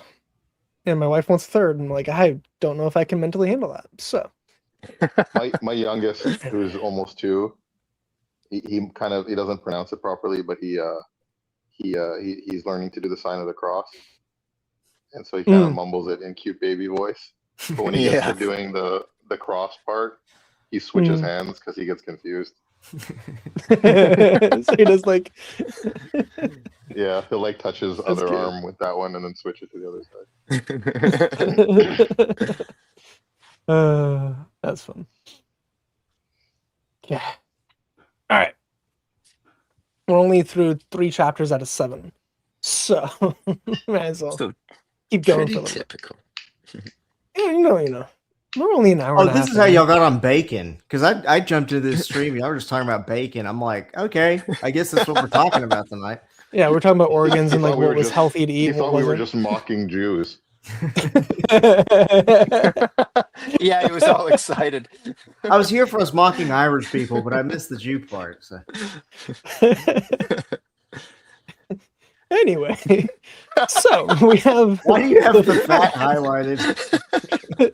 We're doing typology of Jesus. So Jesus we wasn't have the- fat. He's body shaming.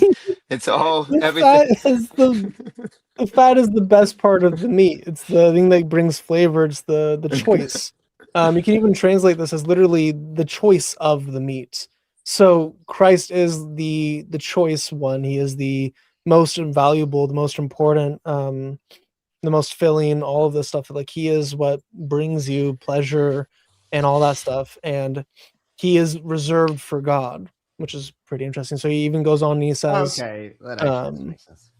yeah, like all the fat is Yahweh's, all fat is Yahweh's.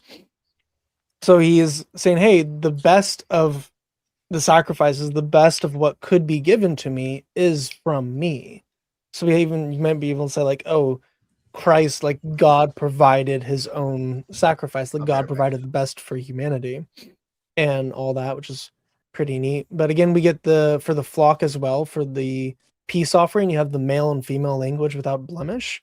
So we have lambs being brought before Yahweh. Christ is our lamb to be saying. But the peace offering is supposed to bring peace between God and man whenever we screw up and do something stupid. It's not atonement, but it is re-establishing relationship both for us and to the priest. So this is a relationship building, it's a fellowship building experience for everyone involved.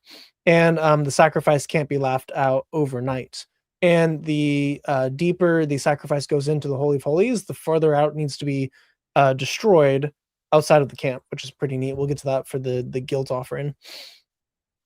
But you have that, then it repeats it several times for the other sacrifices as well, and where you splash the blood and all of that.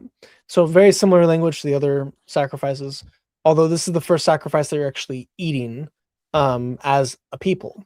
So it's not just the priests that are eating it, the people are eating it too.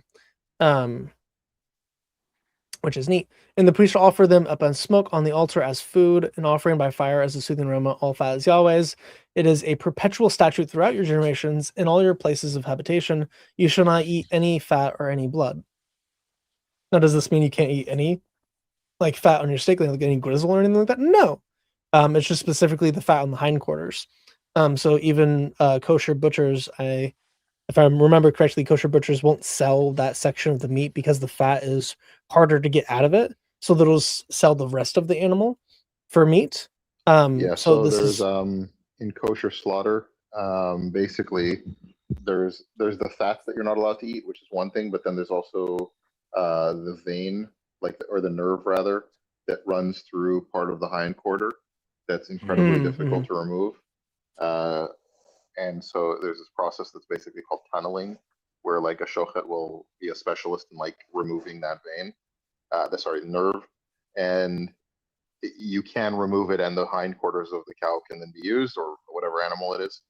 But basically, with Ashkenazi culture, they basically gave up on using the hindquarters of the animal. Yeah. In Israel, it's more common because there's a lot more skilled like shoftim. butchers. And so you can get like sirloin and stuff in Israel, but generally speaking, you can't get kosher sirloin outside, with the exception of a few like niche butchers that'll do it. Neat. Oh, Stephen, do you eat that section of the animal? Or how do you procure your we meat? don't eat fat or blood. Cintas. Just kind of generally, just Okay. because of I mean, even if we buy meat from the store, I'll still like kosher it with koshering salt. Because we used to have a kosher butcher here. I think there might still be one in one of the grocery stores, but we used to have like an actual it was a butcher, and then they had a restaurant attached, which was super cool.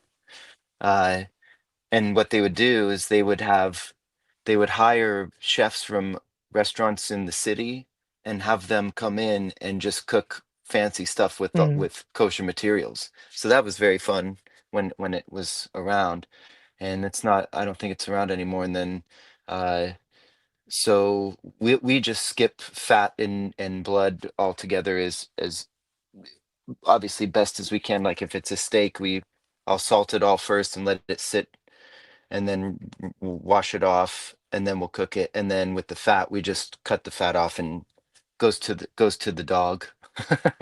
So our dog's always happy when we get stuff like that. Yeah, that's fair. I mean, the best fat's You call butter, and since You call you're that not rabbinic, koshering. In Texas, they call that dry brining.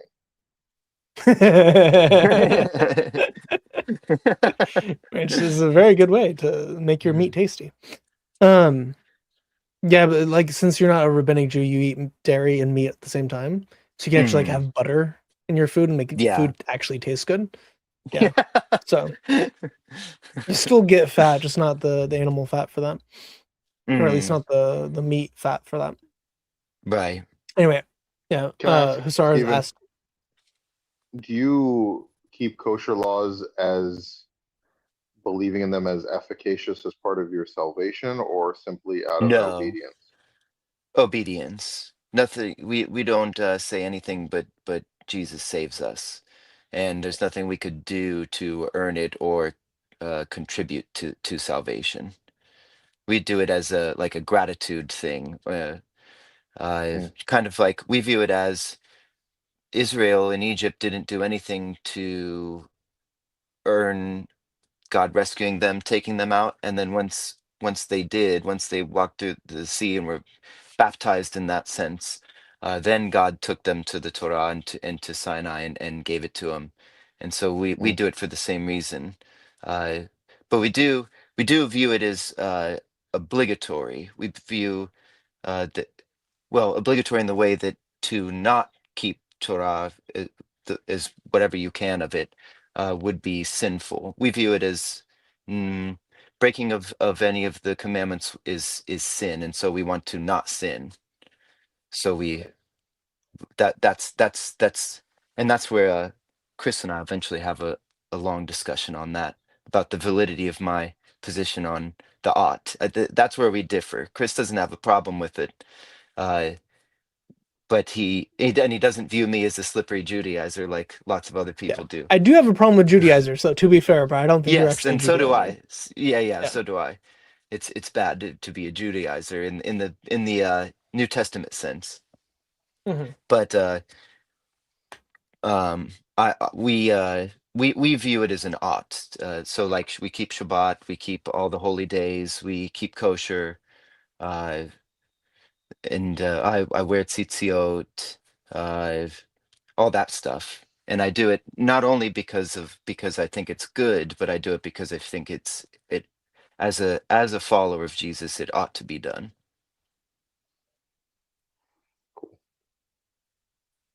But not for salvation.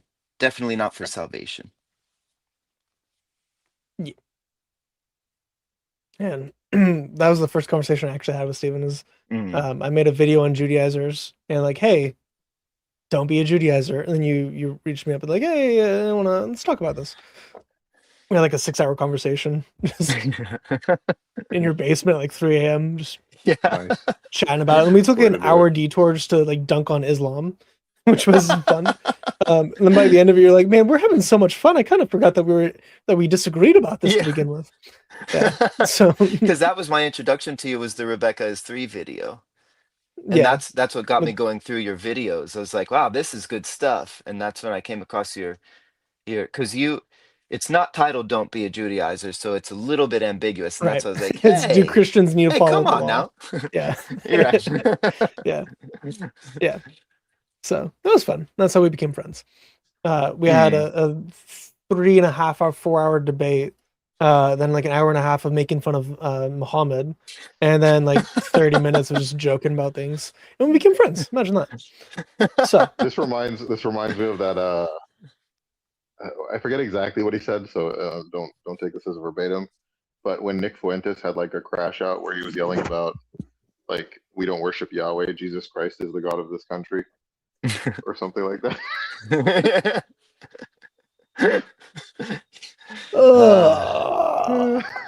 Like we worship Jesus Christ. That's the God of this country. You can keep your Yahweh stuff. Yeah, you can it's keep like, Yahweh. You're a in the very name poorly of catechized Catholic. Oh yeah. man's never read Matthew. Did Or somebody any of the swat Gospels. the gadfly? Where's it? We just I have don't his know. impressive bookshelf lingering in the background in that. I'm assuming there was horror some movie subway lighting. month-old Oh, yeah. emergency that had to take place. His wife was like, "Get in here, like get over here," and then he just got impaled and flung off. Yeah. Do you think he went to take care of his 1-month-old and met Vlad the Impaler on the way? His wife, yes. And he may or may not come back. We'll see. But anyway, Jack Ray posted earlier that peanut butter plus butter plus honey plus a little heat and stirring equals Satan's temptation. And someone responded with, "I'm not going to let my wife see that." That was hilarious. Shalom, brother. Yeah, and Christian Gadfly was beamed up by aliens to a Leering Center in Minnesota. That Leering Center with thing Billy will never Carson. get old. No, Oh, it's yeah, it's so permanently good. funny. Yeah. Is halal meat sacrificed to pagan god? Yes, it is. Sacrificed to Allah. And Allah is a pagan god. But it's not from Eloah. So halal is by default not kosher. That's cool. Yeah, Correct. and it's what well, they also have non-kosher stuff in it, is. like camel. Right. So a lot of my friends will be like, "Oh, so if we make dinner, what kind of prayers do I have to recite over the food so that it can become kosher?" And so a lot of people have the idea of kosher food is the same as halal food, funnily enough. But you kosher still is have to just do the baruch over your food if you're rabbinic, if I remember correctly. That's Oh, right. I'm talking biblically though. Just biblically right, kosher yeah. is You don't do that. basically what type of animal it is. That's Right. about as far as it goes. And besides, again, like blood, no eating blood, or certain, so even kosher animals, if they've been torn or things like that, Mhm. they're not kosher. But it's not there's no blessings to be said that you can't bless something and make it kosher.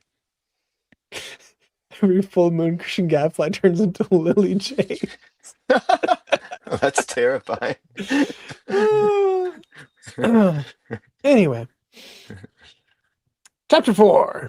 So then Yahweh spoke to Moses, saying, "Speak to the sons of Israel, saying, if a person sins unintentionally in any of the things which Yahweh has commanded not to be done, and he does one of them." So this is in response to unintentional sins. We get the same thing with the guilt offering. And part of that might be because there is no sacrifice for intentional sins, which we do see in Psalm 51, where David says, if there was a sacrifice, I would bring it. But I there's think not a sacrifice for his sin there. right. I think some intentional sins like theft or things like Murder, that, adultery. but Yeah. murder, adultery, and Things particularly with in the that death case, sentence. right, Yeah. capital crimes. Yeah, Mhm. breaking Sabbath. What's the other one? I think even Chametz. Like beating your father and all that. yeah, slapping your parent or Chametz. and yeah, chametz, or not fasting on Yom Kippur. Mhm. Yeah. So when you have those, I've also I think the rabbinics also have it like the severity of the crime that you're doing indicates whether or not it was intentional or unintentional. So you could like lying is listed in part of it as well, but like can you unintentionally lie? Like, well, you can be wrong about things, but it's like, is it Mm, premeditated that you're going to lie, or did you get caught up in a situation where you needed to lie? Was it mm, intentional in the premeditated sense, or was it unintentional in the premeditated sense, but you encountered some situation, some stimuli, and you sinned in response to it? But you still you have to intentionally sin for certain you can't accidentally commit adultery. You can't accidentally lie. Those are things that you do with knowledge, but is it premeditated or not? mm, So I would fall more towards the if it's premeditated or not line. Um, mm, Interestingly though, what bulls and goats and turtle doves and lambs, what these things were not able to accomplish, the atonement for intentional sins, for premeditated sins, mm, Christ is on the cross. mm. Right. So what the Torah was powerless to do, powerless to accomplish, which is our eternal salvation that fully removes all blemish from us, Christ is able to do, which is Mm, pretty base. It's pretty cool. So Christ is the greater fulfillment of these sacrifices. And we talk about all these sacrifices, like you could lay this out in a single sentence of how he is related to all 5 sacrifices. But all 5 sacrifices are represented either in the Lord's Supper or on the cross, explicitly. mm, And it's used in the New Testament, also in Hebrews. Hebrews, all over yeah. Hebrews, you get the language of the sacrifices. Even now, Isaiah 52 and 53, you get guilt offering, literal the same word for a guilt offering being what the Messiah is doing. So you Mm, have this sacrificial language all over the Bible of what the Messiah, what God is doing for his people. The book of And you Hebrews is see what Christ. Tuvia Singer refers to as the most anti-Semitic book ever written. Are you serious? Or is that a joke? Something along those lines. I'm not even kidding. He's like, this is just the book of Hebrews is just. It's not. We don't know if it's Paul or some anonymous other anti-Semite, but it's a. Oh, it's literally a book written to Jews. yeah. Anyway, About all their worship system and how their messiahs. It's very that guy. I can't wait till he's one day, God willing, and Ash, maybe you'll be the guy to do it. But to make him irrelevant, he is so dishonest and uh, he's just a con man. Oh, And my wife noticed that as of when I started making videos, and started getting a lot of people saying like, "Oh, I can't believe I've been listening to Tuvia for years. I can't believe I've been listening to Tuvia. Thank you for pointing that out."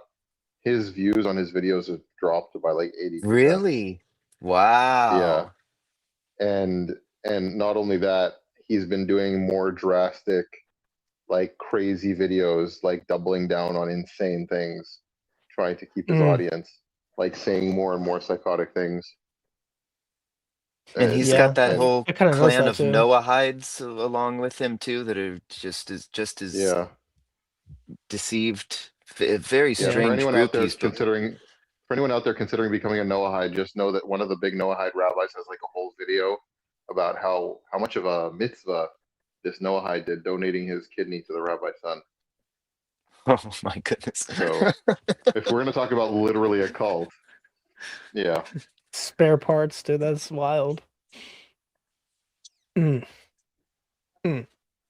So that's Mm-mm. that's that warning for this stream though. I always like to bring it up because especially because Ash is out there in the battlefield currently against this guy, and it's good that guy because it's one thing to be wrong, but I Mm. kind of like Chris what you were saying about lying earlier. Right. He is not in this to tell the truth. He is in No, this with a not personal even. No. vendetta against Christianity, and he will say anything as long as it's against that, and it just completely dishonest. And so I love that that's becoming more and more talked about because he's been around for a very long time, and for a while it was one of those, oh, he's a nice guy, and we don't want to be, he's a Jew, he's the chosen people, we don't want to be fighting with these people, and maybe one day he'll see the light, and but he really took advantage, and very very very not good. So I like to say that every chance I get. It's very anti-Semitic Yeah. of me. Yeah. No. Yeah.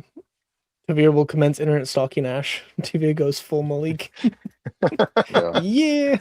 I think he already has, but I found out recently that somebody who got involved with Tuvia Singer just like went missing one day. But I don't think it was because of his involvement with Tuvia Singer. I think it was another rabbi that he had donated money to, and then caught the guy like basically laundering the money or funneling it, and then the guy goes missing. But Oh boy. he happened to be one of Tuvia Singer's benefactors, but I doubt Tuvia got rid of him because he was his cash cow, so to speak. So Yeah, no, it's a bit wild. I would not recommend people but to. Tuvia is literally a dhimmi, right? Yeah, yeah. Well, Oh, I he's in think Indonesia, he isn't he? didn't he move to Yeah, Jerusalem now? I thought he had yeah, moved to. but his organization, I believe he still has his organization in Southeast Asia, and Oh, so interesting. Okay. he has to abide by certain rules under Islamic rule there, um, which explains a lot. If I'm not Yeah. mistaken, he has to go under the guise of being a Christian organization, not a Jewish organization, but I could be wrong about that one. But yeah, I think Wow. you have to pretend to be a Christian ministry to operate in Indonesia. I always thought that was weird when I first started like studying him. He would mention that he was in, I think, Jakarta, right? And I Oh, thought, man. how many Jews are there that you would need to be like? That's a weird place you'd think to be a rabbi in. I couldn't imagine there's a substantial Jew? Jewish community or even one Jew in Jakarta. Yeah, it's not like Thailand where there's like a huge presence of Jews from Israel going to like hike and vacation there. Hmm. It's very much different than that. Um, I don't know what the motivation to be there is, honestly. Yeah, so I was always like, it's weird. And Money, then he maybe? would, No idea.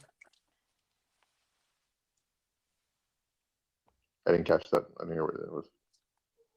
I just said money, maybe. Yeah, I mean, it's not like if he. I'm guessing there's some community of like Indonesian Noahides there or something that he crafted that are like paying him money. I'm guessing. right. I would assume. I would assume that because there's really nothing else that makes sense. Hmm. Yeah. I don't know. Weird dude. Yeah. Anyway, back to something actually nice. Uh, if the anointed priest sins so as to bring guilt on the people, then let him bring near to Yahweh a bull from the herd without blemish as a sin offering for the sin he has committed. So this is the sin offering now. But we have specifically Machonin Meshiach, which is, or Meshacha, pretty interesting. So, I mean, the word Messiah just means the anointed one. And you only get like a capital M Messiah a few times in the scriptures. With like Daniel 9, for example, has 2 such instances of the anointed one being the literal Messiah. But here we have an anointed priest, so it just happens to also be the word for Messiah, or at least the same root for Messiah. Yeah, And Mashiach. it's an anointed priest who is having guilt, and we get this in Hebrews, so it's the inverse in Hebrews, where where the high priests are fallible and they have to bring sacrifices for their own sins. Christ is a better high priest because he doesn't need to bring sacrifices for his own sin. And we get that the bull itself is representative of Jesus as a sacrifice. So we have a bull from the herd without blemish.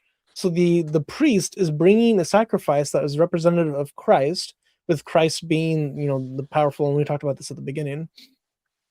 But Christ is the sin offering. He is the sin offering, and we have an anointed priest bringing it for the people, also for himself. So the sin offering is an interesting one. It can be both atonement for the specific person, and it can be atonement for the community. And the guilt offering is just atonement for specific sins that you're guilty of. So you could say the sin offering is Christ taking away the sins of the world, and the guilt offering is taking away the sins of me personally. And then the guilt offering also has an interesting component where if you sin in that way, there's times where you have to pay back extra on top of it. You have to make restitution for your sins, and Christ is the one who's actually able to do it, which is pretty cool. But you get that he shall lay his hand on the head of the bull and slaughter the bull before Yahweh. So you confess your sins onto the animal, and then you kill it. Then the anointed priest shall take some of the blood of the bull and bring it back to the tent of meeting where God's presence is. And the priest shall dip his finger in the blood and sprinkle some of the blood 7 times before Yahweh in front of the veil of the sanctuary. Now there's the imagery of the priest having a rope tied around its waist. So whenever it does like the Yom Kippur sacrifice, they go into the Holy of Holies and sprinkle the blood. If they touch it and they die, they pull them out so that they don't rot inside of the Holy of Holies. But just the idea of even going before the veil, just being in the holies, in front of the Holy of Holies, behind the veil, just the weight of that as a priest would be pretty insane. But you have to sprinkle it in front of the veil, and the veil is still a separation. So this blood sacrifice for sin, it's still making atonement, but it's not a full atonement. You have the blood on the horns, and you have the blood before the veil. We don't have the blood in the Holy of Holies. You don't have the blood being fully with God. And Christ actually is able to fulfill that. He's able to remove the veil, remove our separations. And I think it's interesting that the altars themselves have horns on them. For those who've seen illustrations of the altars, the descriptions in Exodus is to have 4 horns on the corners of the 3 of the altars. There's one altar for the showbread that doesn't have horns. So the horns themselves are interesting. And I was reading one of the midrash on it, and they're talking about how God will redeem his people through a horn. And it's talking about the shofar, because they believe that on Judgment Day, God's going to blow the horn, and then all of the judgment will come, and he will replace his attribute of justice with his attribute of mercy, and all the Jews will be saved, and all that, which is interesting belief. And Muslims just so happen to take all of that. Anyway, the priest here brings blood on the horns of the altar, and we have the blood being on the horn, and Christ is symbolized as these animals, these male animals that all have horns. And even with the typology of Isaac, where the ram is caught in a thicket by his horns, so he has a crown of thorns there wrapped around his horns. But the horns being covered in blood and atonement, and use the blood of one animal to then be covered by the horns of another animal. So you have again, vicarious sacrifice and atonement language, where the blood of one replaces the sin of the other, and it's it's just neat. You get that over and over and over again. It's all just showing what the cross is meant to do for us in the new covenant. And then he pours the rest of the blood out at the base of the altar. Well, what is the altar of the sacrifice of Jesus? It's the cross. And where was most of his blood poured out? It was on the cross after he was pierced. Both his water from him being tortured, because whenever you're tortured, water builds up in your lungs and other parts of your body. And then the blood also poured out. So you had water and blood pour out of him. I meant to mention this earlier with the washing of the innards, but that's within the basin, within the tabernacle system. They have this big bronze basin of water that they would wash things in. And then you have the showbread right behind that. So you have Jesus Isn't that being called the sea a lot of times. Uh-huh.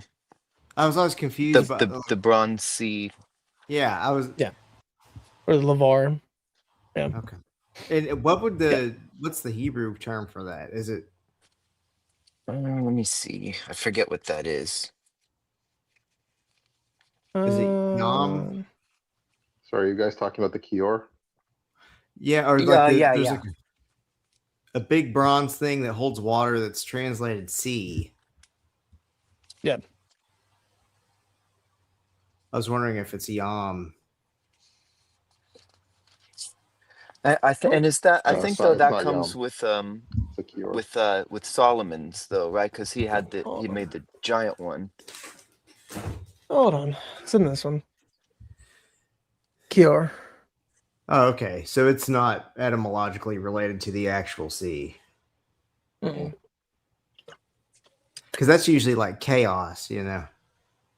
Yeah. Mm. Yeah, I think didn't Solomon put it on the back of a bunch of bulls? Didn't he in Solomon's temple? Mm-hmm. On giant bronze bowls. Yeah. So they elevate it. There's a whole statue below it then. Well, this one is meant to be portable. The one for the temple is not portable. And Right. all the fixtures of the temple were not portable, where the ones for the tabernacle was portable. Mhm. Because Does it can Does go that out. kind of and make you guys more okay with icons? No.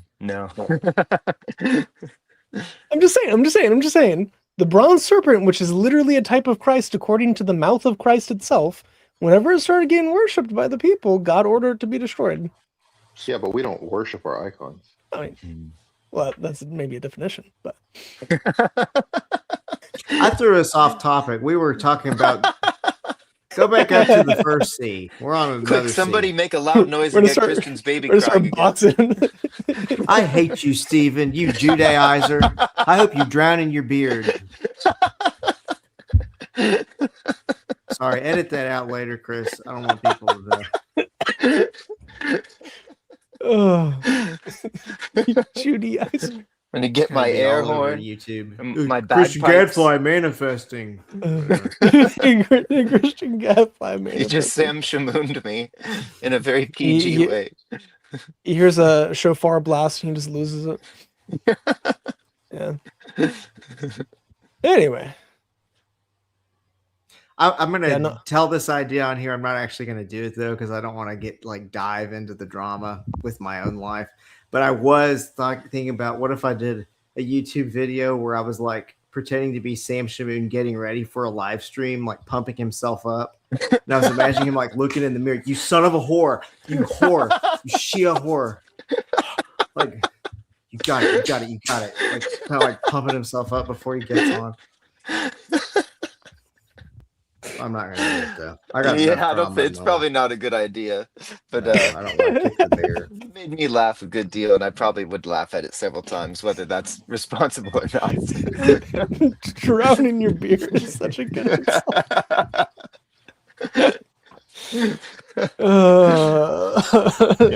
zoom in clip. Just waiting for the Dawa guys to clip it and be like, see, the Christians are fighting each other on their streams. He told him to drown in his beard, and that he's a Jew. Christians hate Jews. I'm actually part Ashkenazi Jew. Are you? Just a tiny little bit, like a 2% or something. I'm a 2%. Yeah. He lost it when he was circumcised. There's a joke about that in the IDF, because they give you like a medical profile when you're drafted into the IDF, and it's the highest score you can get is 97.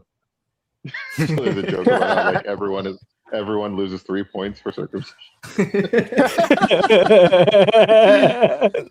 I'm so glad that's been done before. Dudes are always dudes.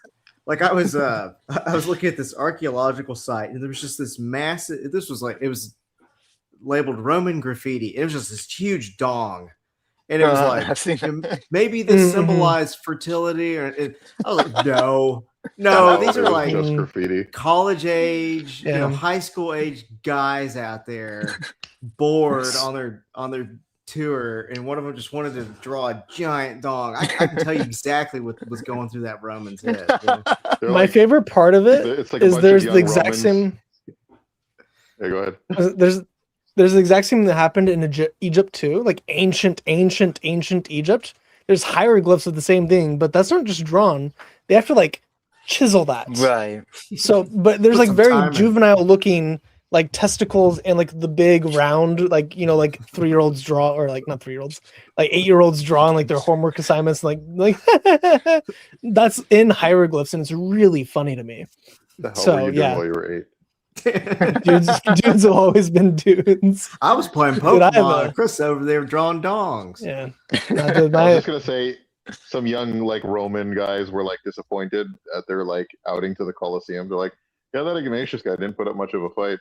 And then they go and draw a dong.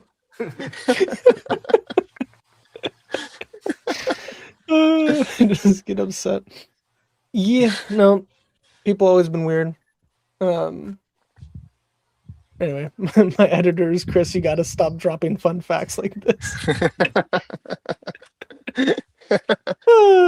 Anyway, so Jesus. Yeah. Again, get away from that real quick. But we have Jesus being our high priest, atoning for us, doing all this really cool stuff. And we have all the blood of the bull he shall pour at the base of the altar, just as Christ was poured out, and then he's also raised up.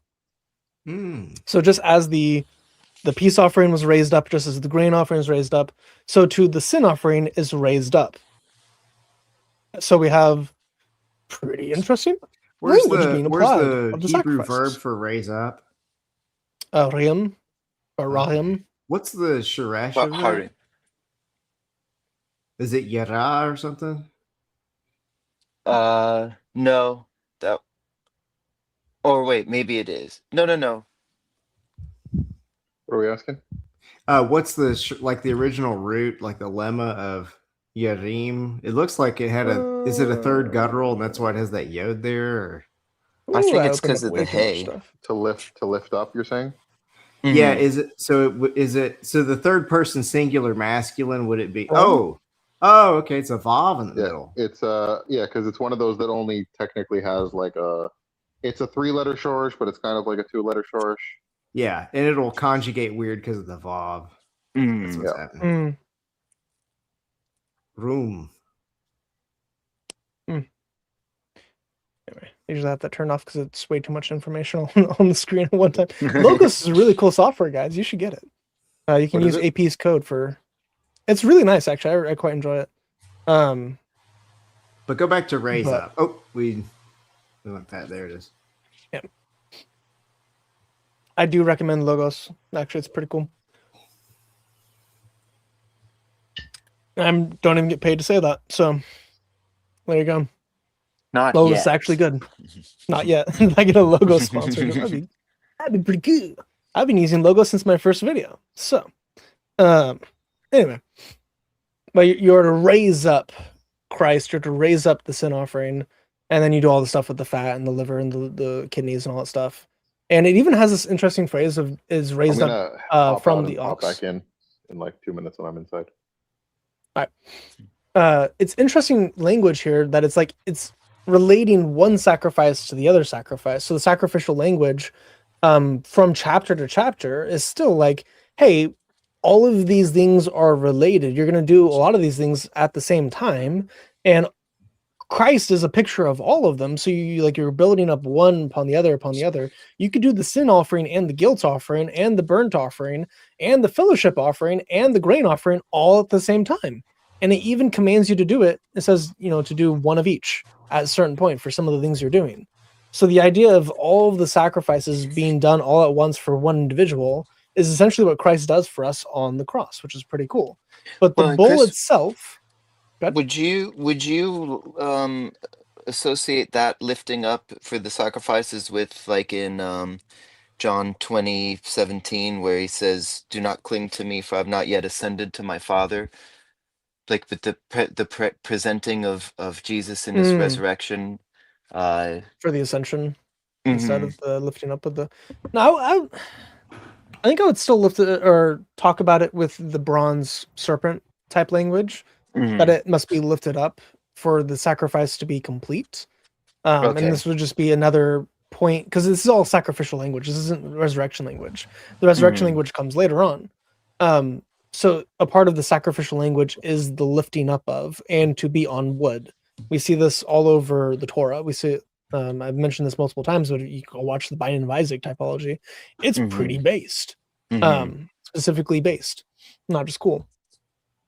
So you have the placing on the wood of the sacrifice for vicarious atonement, taking on our sins onto that animal. So I would say most of the lifting up stuff is going to be the cross. Okay. Sometimes it's definitely resurrection, like Jonah, for example. Like, you lifted me up out of the depths of the earth. Like, that's resurrection language. But the majority of the time, it's probably going to be the cross. At least from the things I can recall right at this moment in time. I can't recall anything else that it wouldn't be. So, maybe the ascending on high, or like being with the Father. Yeah, that's what I was kind of thinking. Or like, after Yeah. he's been put to death and he's resurrected, and then he goes to be presented to the Father. Right. No, I wasn't referring to John 20. I was thinking like somewhere in like Isaiah that it talks about the anointed one is going to be lifted up, or exalted. Like, he's going to be highly exalted. And that's referring to the exaltation, or like even part of the Joseph typology, where after the grave, he is then lifted up, put on the royal robes, and then is part of Pharaoh's court. Now he's like part of like the godhood. So you do have that kind of language, but I still don't think I would apply that here. Okay. Personally. But anyway.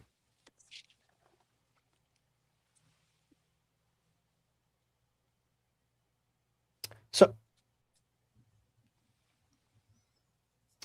the bull. So the bull is the sacrifice, and the bull is the atonement, but the bull also has to be brought out to a clean place outside the camp, where the ashes are poured out, and he shall burn it on wood with fire. So now it is the sacrifices on wood again, outside the camp at a clean place. And then he's going to be completely consumed with fire. So if the high priest sins, or if the priest sins in this way, he has to take his sacrifice outside of the camp, and then sacrifice it there on wood. Just as Christ was taken outside the courts to Golgotha and sacrificed there, kind of like with Isaac. Isaac carried his wood up the mountain that he would be sacrificed on, and it was outside the area on Mount Moriah. Hello. So you do have, and for a little bit later on, the deeper an animal's blood goes into the holies. So if the blood is just at the door to the tabernacle or the tent of meeting, that animal is completely consumed and burnt up inside of the camp itself. There's the bronze altar there that the animal is consumed on. If it is brought into the holies and sprinkled in front of the veil, it is then have to be brought outside of the camp. And then if it's brought fully in, then it has to go really far out. So the closer the blood goes in for atonement, the farther the body of that animal needs to go out in order to make that atonement, which is kind of interesting. And it points to Christ. Christ, his blood was shed not only at the temple, so right at you could tell like the door to the tent of meeting is where his blood starts, and then all the way outside the camp is where his blood ends, because he was scourged, and then his blood, there's a trail all the way up to where the cross was. So the entirety of the from outside the camp to inside the camp, the entirety of that line is where the blood is going, and you also have his body outside of the camp in that moment. So you have again the bull. And you get this again with the goat and the sheep, but their bodies have to be outside the camp to be sacrificed, to be burnt up. And we have Christ sacrificed outside the camp, which is pretty neat. When I came back in and you were talking about sheep and goats, for a second I forgot we were talking about the Levitical sacrifices and not Islam.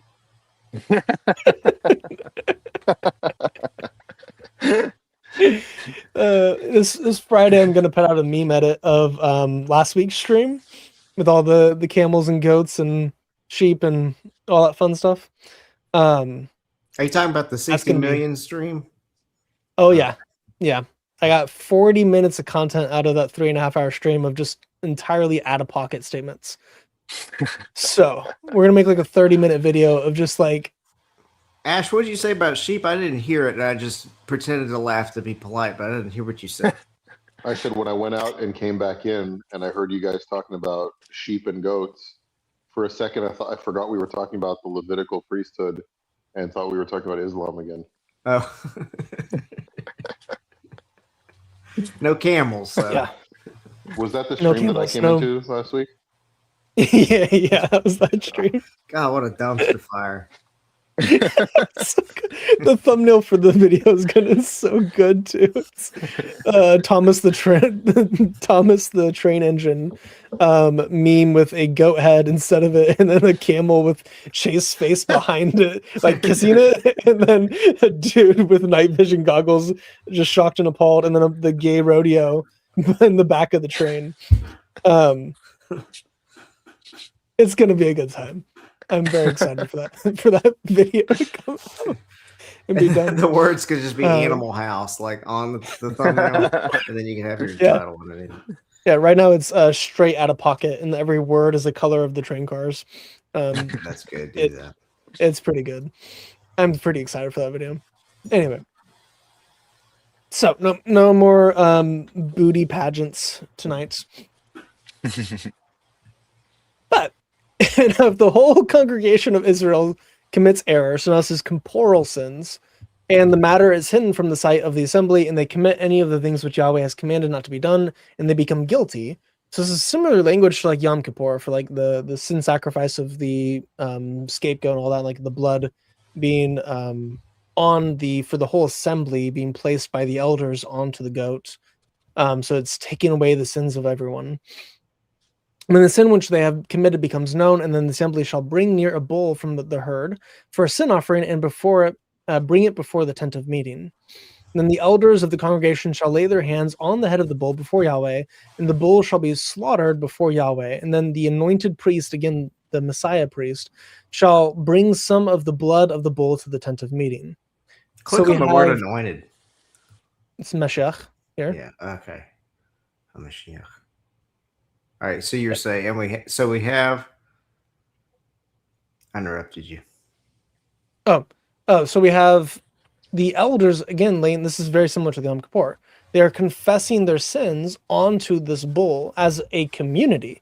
So if the community sins, the way that God removes the sin of everyone is through confession of your sins onto the animal to be slain. And then it's the people who are responsible for the death of the animal. So we are responsible for the death of Jesus, and we confess our sins onto Jesus, and he takes it in onto him on the cross. And that is what atones for us. It's what purifies us. It's what makes us look like we are without blemish before the Father on Judgment Day. Mm-hmm. Which is pretty based. Pretty cool. Using that word again. Then the anointed priest, so it's again the anointed priest who is doing this, shall bring some of the blood of the bull to the tent of meeting, and the priest shall dip his finger in the blood and sprinkle it 7 times before Yahweh in front of the veil. And he shall put some of the blood on the horns of the altar, which is before Yahweh in the tent of meeting, and all the blood he shall pour out at the base of the altar of burnt offering, which is at the doorway of the tent of meeting. He shall then raise up in all its fat from it and offer it in smoke on the altar. So again, we have this raising up of the bull as we had before. So we have this raising up by the Messiah priest containing the sins of all the community. He means like the sins of the world. And then it is going to be wholly consumed on this altar, which had all of its blood poured out on, and the veil as well. Like it's so cool. He shall also do it with the bull, just as he did with the bull of the sin offering. Thus he shall do it with it. The priest shall make atonement for them, and they will be forgiven. So Christ is the one that brings us forgiveness. Then he shall bring out the bull to a place outside the camp and burn it as he burned the first bull. It is a sin offering for the assembly. So Christ was killed outside the camp. And when a leader sins and unintentionally does any one of all the things which Yahweh his God has commanded not to be done, and he has become guilty, or if his sin which he has committed is made known to him, he shall bring for his offering a goat, a male without blemish. Then he shall lay his hand on the head of the male goat and slaughter in the place where they slaughter the burnt offering before Yahweh. It is a sin offering. And then the priest shall take some of the blood of the sin offering with his finger and put it on the horns of the altar of blood offering. So again, we have the blood of the horned animal being placed onto the horns of this altar to remove the sin from the man, which is kind of interesting. Before you And then continue, it's- Chris, I'm gonna go get a drink of water because I haven't been eating or drinking, and I thirst. So I will be back momentarily. You should definitely do that. Yeah. So then the priest makes atonement for him in regard to his sin, and he will be forgiven. This is again for unintentional sins. Christ is greater than this. He brings intentional sins and salvation Steven to us. Spencer. He's you for. I'm sorry I keep doing this, but I want to see what the Hebrew word for atonement is. I'm a etymology nerd. I want to. Oh, okay. Kefer? Like Yom Kippur? Kippur. Vechiv. Yeah, Oh yeah, Yeah, keep her. like a kapara. That makes sense.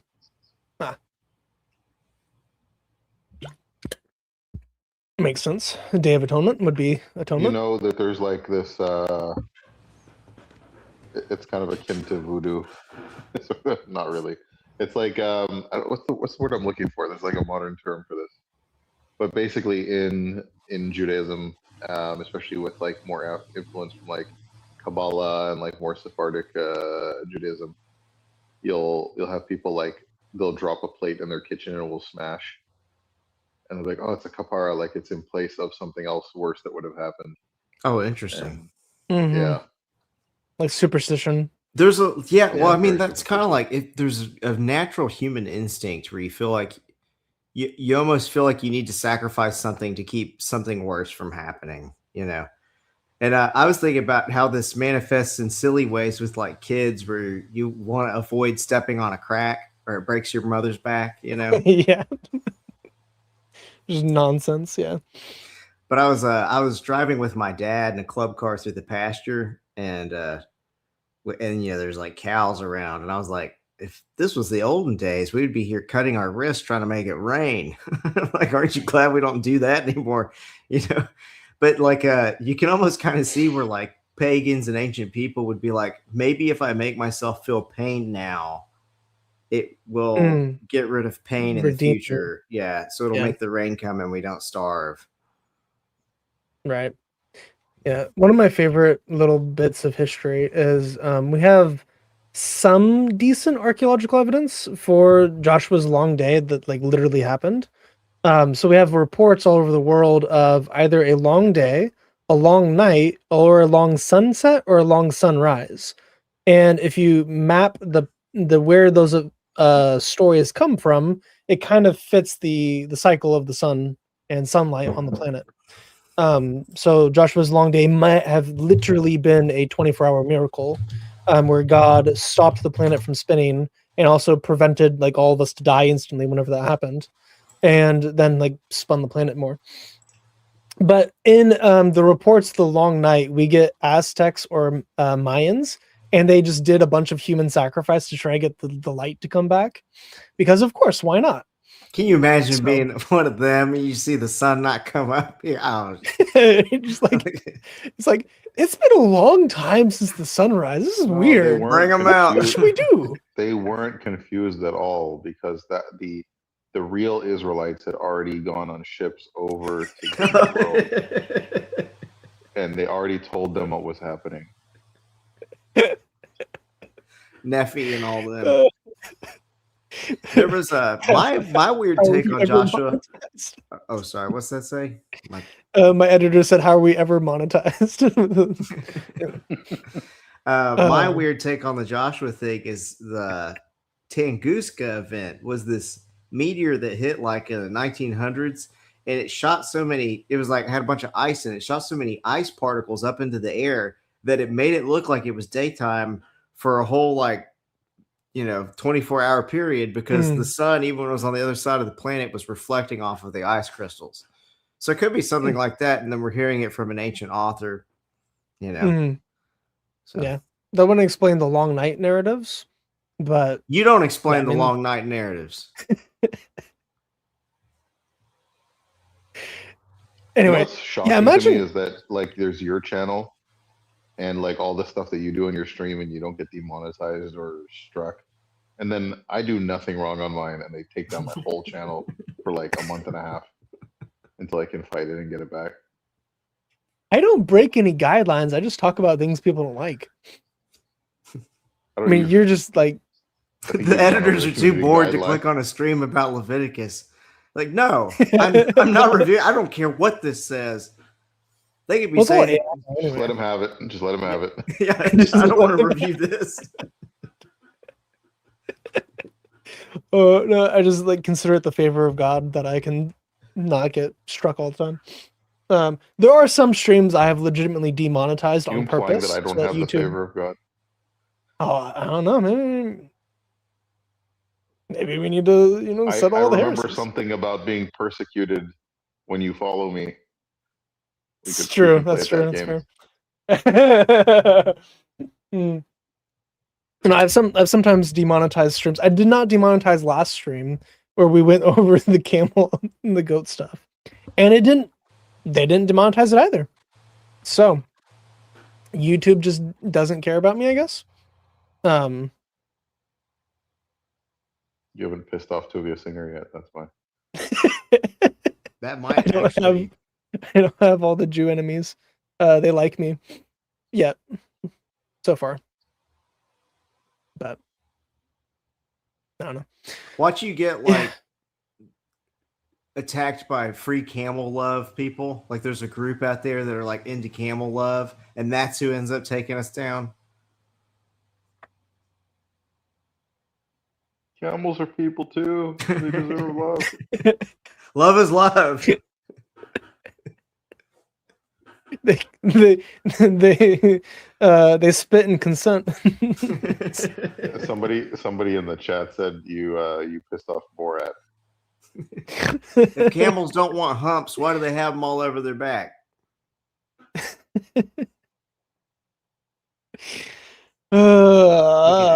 Anyway. No. Anyway, yeah, no, I have no idea how I've been demonetized. I have been like slightly shadow banned whenever I posted. I've done it twice now. Whenever I post content on adult content, like especially if I say the word corn, if you say like 2 or 3 times, the content itself gets like shadow banned, where just YouTube does not push it out whatsoever. I got like 900 impressions on one of the videos I made. We normally get like 30,000, 40,000 impressions.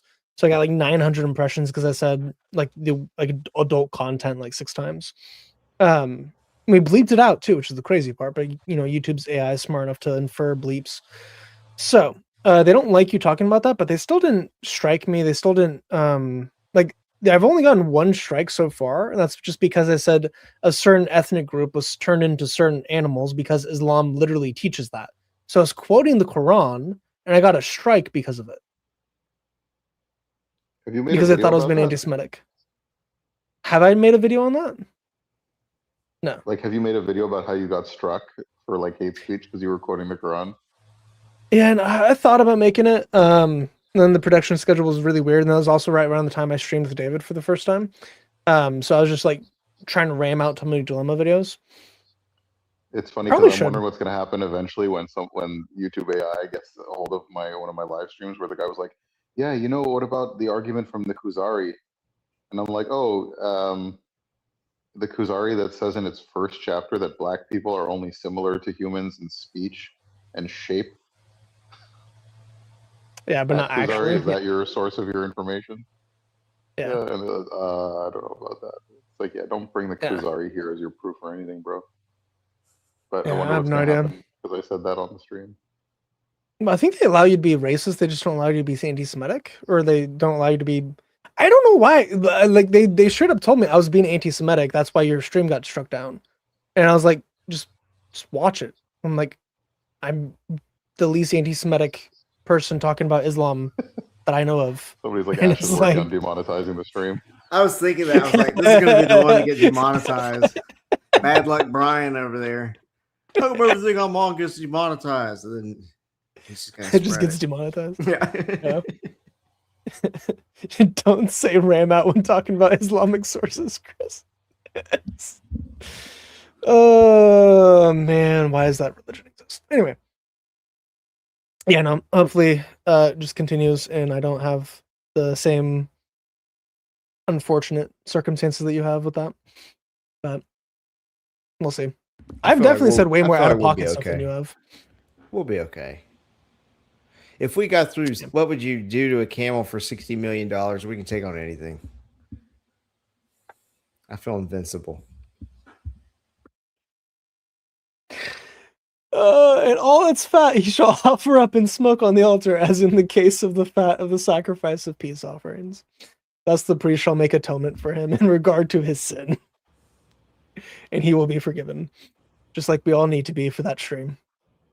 So then he brings a goat, and it's male and female without blemish. We went over that earlier. And it's a similar thing. So we have the lambs being a female and the goats being female because this is a commoner giving this sacrifice. So if it's any one of the common people's sins, so male animals were hugely expensive.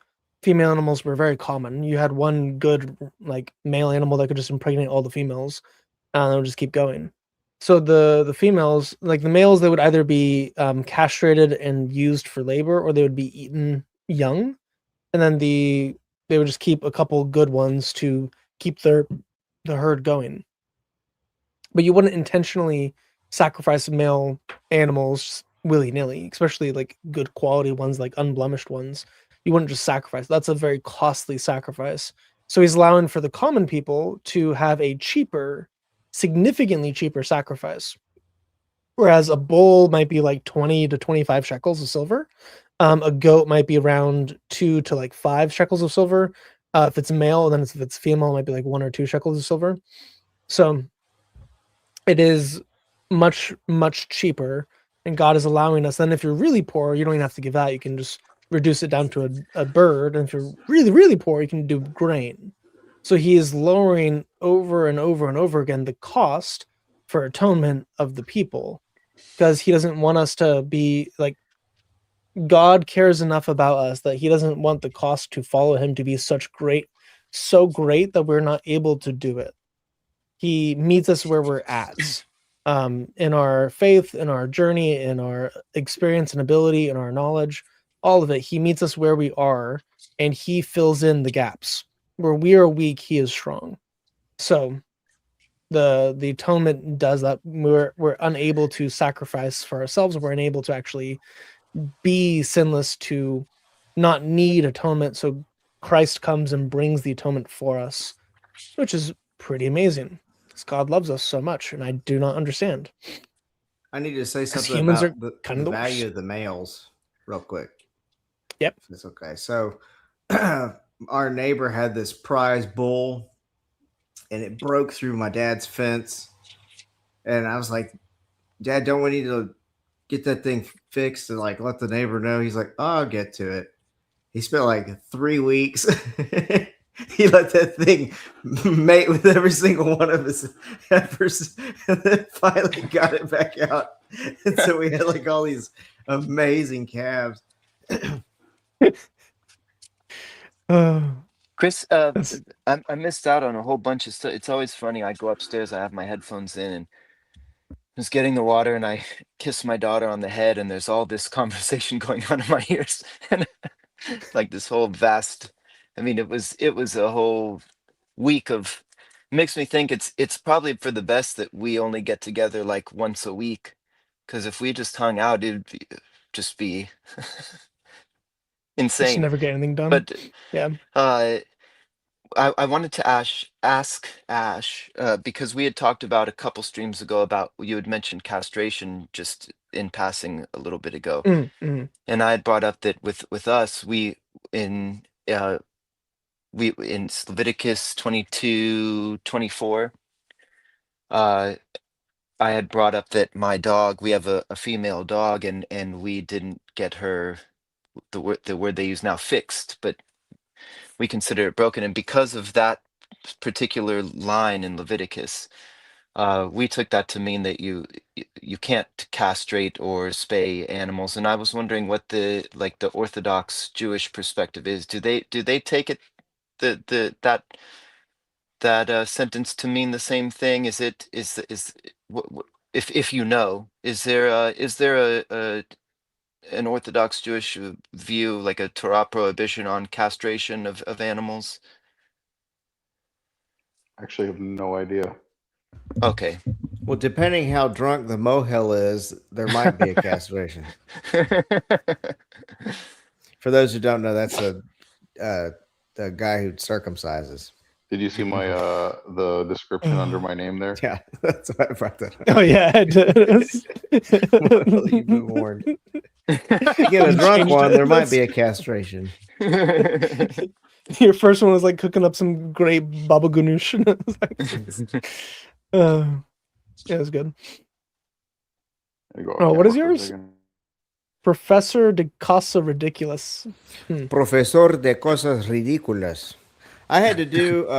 You're the professor I of joined the crazy house. Spanish Bible study right before coming here, and I thought we were going to go over Romans, and then the guy leading it was like, "Why don't you just tell everybody about Islam?" And like, I can mostly speak Spanish, but I like come up with a presentation just off the top of my head in Spanish, and I was like sweating. I think I did it okay though. Yeah, I had so I have interacted with a bunch of Coptic Arabic speakers because I'm working on a project to translate the Quran, and they're like, yeah, we're teaching a bunch of like Christian missionaries to go out into Arab countries to like preach to them. Like, do you want to give a presentation in Arabic on Islam? I'm like, I don't speak Arabic. I could talk to them, and we'll see how that goes. They're like, oh yeah, that's great. They were shocked and amazed that I knew about jihad in general. But just like about Islam, because we were like just talking about it, and I was even using Arabic terms, because I know a lot of the like theological terms within Islam in Arabic. So I was speaking to them, and there was at one point I brought up a term, and she was like, "What are you saying?" And then I repeated it again, and the guy was like, "Is that?" And she's like, "Oh, you were speaking Arabic. Oh, okay." So that was a fun little neat experience. But they were amazed that any American at all knew that Islam was a violent religion. Because every experience they had so far, because I live in an extremely liberal area, every experience they had so far was just Americans thinking Islam was peaceful and wonderful and all these great things. They're like, we didn't know Americans knew about Islam. They thought we were all brainwashed. So anyway, I don't know why my brain went there. But there you go. Now, if a person sins after he hears a public oath to testify when he has a witness, whether he has seen or otherwise known, if he does not tell it, then he will bear his guilt. I love this passage so much and how it relates to Jesus. Or a person who touches any unclean thing, whether a carcass of an unclean beast, or a carcass of an unclean cattle, or a carcass of an unclean swarming things, though it is hidden from him, yet he is unclean, will be guilty. Or if he touches human uncleanness, or whatever sort his uncleanness may be, with which he becomes unclean, and it is hidden from him, then he comes to know of it, he will be guilty. Or if a person swears thoughtlessly with his lips to do evil or to do good, and whatever matter of a man may speak thoughtlessly with a sworn oath, and it is hidden from him, then he comes to know it, he will be guilty in one of these. So it shall be when he becomes guilty in one of these that he shall confess that in which he has sinned. Then he shall also bring a guilt offering for the If you sin that think he about committed. that for a second, like how strict the rules of ritual purity in the Old Testament are, and Insane, how yeah. much further like the Pharisees in the time of Jesus were like obsessed with it, and how modern Judaism is just like, yeah, whatever, like, okay, I guess we're impure. Super casual, flip it. Yeah. It's like you can't be like that. Like the temple's gone, you have no way to purify, like you're doomed in the mind of a first century Pharisee. Like you're done for unless you can find a way to purify yourself. And Judaism evolved into this thing where it's like, okay, I guess we're impure, but like, it's okay, we're all impure and it's the state of galut and like everything's fine until we, have the temple, we have to do this way. And it's like the first century Pharisees would be like, what is wrong with you? Like, what is going through your brain right now where you think you're okay in this state of ritual impurity? Yeah. And there is no way out of it. Not for isn't there rabbinic Jews, not for Karaite Jews, not for Torah only Jews. There's no way out of it. Do they have like this principle now? I feel like I've read it in a couple of the Siddurim I have, where the recitation of these verses is counted as if you were offering them. Is that a thing? Yeah, so in lieu of bringing the sacrifices, you read the korbanot. With every prayer service that you go to at the synagogue, like the first thing you do is you read the korbanot. Like you read the offering. So if it's the weekday shacharit, you're doing the morning ones. If it's a Sabbath or a festival, you're reading the korbanot for that festival, and then you'll have it repeated sometimes for certain festivals. You'll have it in the Amidah, like in the final like big prayer. You'll have them repeated in that prayer, like the ones for the day. You'll read like the Torah passage that has to do with it. Like it's all done through recitation and like learning about it and repeating it. And some rabbis say if you learn about the korbanot, it's like you fulfilled them. It's like what first century Pharisee would agree with that? That's insane. Right. Ash, were you born into a Jewish home and converted to Christianity, or has your family always been Christian? No, so I was born into an Orthodox Jewish family, raised Orthodox. I was an Orthodox Jew for the first 27, almost 28 years of my life with some ups and downs at the end there. And then slowly became a Christian. But yeah, most of my life was an Orthodox Jew.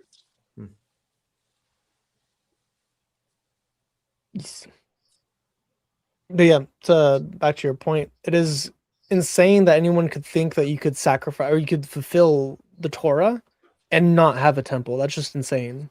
I don't understand the mind of anyone that could be like, oh yeah, no, we just, we're just casual about it now. We just, we think real deeply about it once a year, and that's good enough. And sins and atonement aside, just God's presence being with his people is such a huge theme in the Bible. That's like the Edenic ideal, and then they're exiled, and they're trying to recover from that, and so they have the tabernacle and the temple, and to just ignore God's presence with his people seems like what's left of the Bible, like the point of the story of the Bible. Yeah, you don't have much at all, especially whenever you like ignore the parts about Jesus and like, oh no, we don't see it, But I wanted to point this out. This one hit me different the other day while I was reading this. So if a person sins after he hears a public oath and he's a testifying and he's a witness. So we get this idea of witnessing, and if you are knowledgeable about something. What is a public oath? Person sins after he hears a public oath. I think it's terminology. It could be a couple things, but it's like if you say those voices. If it's like if you say, I mean, we see oaths a lot of times. Like what was his name, Jephthah, who vowed to dedicate to God whatever if he first saw. Yeah, Yiftach came out of his house, and it was his daughter. And so oaths like that, where you say like, if such and such happens, I vow to do such and such. I think that's generally what this would be, but obviously it could be all sorts of things, So this person. 5:1? Oh, go ahead, Ash. Yeah, 5:1. I'm just gonna look it up. Yeah, it's 5:1. This is a person who they sinned because they heard a public oath and they were supposed to testify as a witness about what they had seen. If they don't tell it, then they bear guilt. Am I interpreting that correct? Because there's a whole lot of independent clauses jammed into this sentence. So I'm trying to track. Now, if that's how I've taken it, yeah. Yeah, so it's not that they sin after they were supposed to testify. It's they're supposed to testify, and that is the sin that they're committing, is what I'm thinking it's saying. When they don't testify. If they know that they should be testifying and they choose not to. You know what's so annoying is when you get in a wreck and you can't get any witnesses because all the people drive away. It's so frustrating. Like anytime I see a wreck, I pull over and I stop. I say, hey, I saw it was that guy. And I like, because I want the person who was innocent to not have to end up fighting with their insurance company. Because I've been there. No, there's I did that once. If somebody is guilty under the fact that he's obligated to testify and is not testifying. Yeah. Okay. I like that rule. We don't have that. You can just drive away if you're a witness to, at least a. In Israel, that's actually in law when it comes to violent crime. It's like if you see somebody, like you're obligated to take action. So if you see somebody has been stabbed or something like that, depending on the level of your ability to deal with the situation, you're obligated to engage in some way. So if you are a trained security professional, you are supposed to engage the attacker. If you are a medic, you are supposed to provide medical treatment. If you are a bystander and all you can do is call the cops, you have to call the cops. If you don't, you're pretty much guilty of the crime almost. It's like a pretty serious thing there. Based. There you go, Chris. It's been a while since you've said it. It's true. Gonna take one for the team. Yeah. No, I had an interesting experience with that myself. I saw a dude on a bicycle get hit by a super high and drunk dude. And then like he hit him pretty hard. The dude, like the bike and the man went over the car. And then like his leg got just mauled by it. And the dude gets out like and he just like stumbles over to him laughing and then tries to like pick him up and move him off the road and get his bike out from under his car and just like throw it over him. And he's just laughing. He's like, oh, you're fine. You're fine. You're fine. Whoa. Walk it off. So then I had chicken in my car. So I drove back to my house because it was only a couple minutes away. And then I drove back. And by the time I drove back, a cop was there. I was like, yeah, I saw it. Then I had to leave and come back. He's like, thank you for coming back. Most people don't do that. It's like, that's so scummy. No, a truthful witness can make a situation so much better. Yeah. Chris tells vomit-inducing joke. No, I did not. I did no such thing, sir. Take that back. You insult my honor. Now I know if I ever get stabbed, Chris is going to be like, "Hold on, I got chicken. I got to drop off. I got chicken. Right back." It would be a very rabbinic thing to do. Would be to always carry chicken in your car in case you ever needed an out.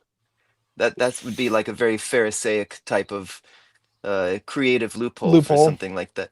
Just always have some chicken ready to go bad in your car, and that way, if anything happens, you say, "Oh no, I can't let the chicken go bad. I got to get home." I do that anyway, man. I've never had fried chicken and a bad day on the same day. Love fried chicken.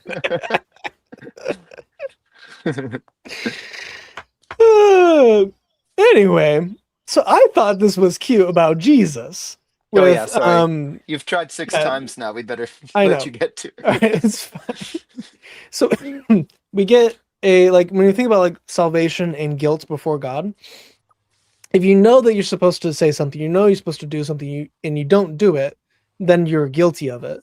And whenever you touch an unclean thing, you become unclean. So whenever I know about God, I know the knowledge of Christ, I know that I should accept him, but I don't, I'm still in my guilt. Whenever I experience sin, whenever I participate in sin, I am now sinner. I'm now guilty. I'm now unclean before God. And the only way I can be clean is by removing the guilt from me. And then if I swear and like, hey, I'm going to follow God and do all these things, and I don't, it's as if I'm ripping his covenant out. I saw a preacher give an object lesson where he ripped a page out of the Bible, and all the congregation like gasped and was like, I just ripped out Matthew 5:44. and it was, the Sermon on the Mount that he ripped out. He's like, you are more offended that I'm ripping out this page of the Bible than you are the fact that you've ripped this covenant and this commandment out of your life. You do not actually hold to these things. You do not actually stay off lust. You're not actually staying off anger. You're not actually doing what Jesus commanded on the Sermon on the Mount. And you're more offended that I ripped up a page of the Bible than you are about desecrating the word of God with your actions in your life. And Christ, like sinners, people who have not accepted Jesus, we do this all the time. We're prideful about our sin, and we are in the state of uncleanness. We know that we should be cleansed of our sin, but we're not willing to because we're too prideful. We're not going to come to God. So I love whenever he is like into the turtle doves, and like, if you can't afford a lamb, give 2 turtle doves. If you can't afford 2 turtle doves, give the grain, as we mentioned before. But the atonement here is given is like, it's based on your knowledge, it's based on your experience, it's based on your status of cleanliness, and Christ is the only means we have to actually remove that. And it is set up in a way that no matter how much money you have, you can still be atoned for your guilt in this system. So whether you can offer a bull or whether you can offer grain, you can be atoned for, but you still have to participate in the sacrifice of atonement to be saved. And we need this offering of, then this also has the 10th of the ephah of flour on top of all that. Let me say something quick about. Oh, go ahead, Nash. I thought you were going to say the pastor ripped out the page and everyone gasped. And he's like, ha! It's actually a Quran inside of a Bible cover. Dude, a Bible cover. My brain has been so trained with Quran ripping up lately that whenever I heard the sound, I was like, oh, he's ripping a Quran. And he it was like, oh no, this is Matthew. I'm like, oh wow. That's interesting.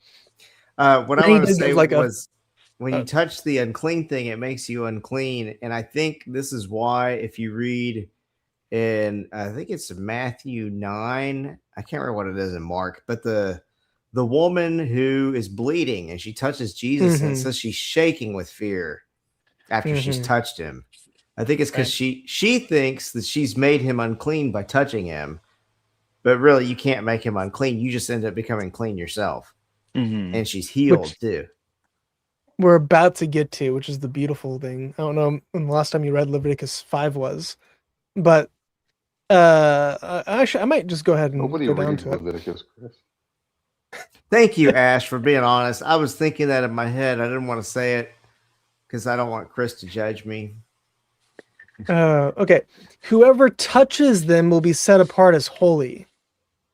So for the holy sacrifice of the guilt offering, if anyone touches the blood, they will actually become holy.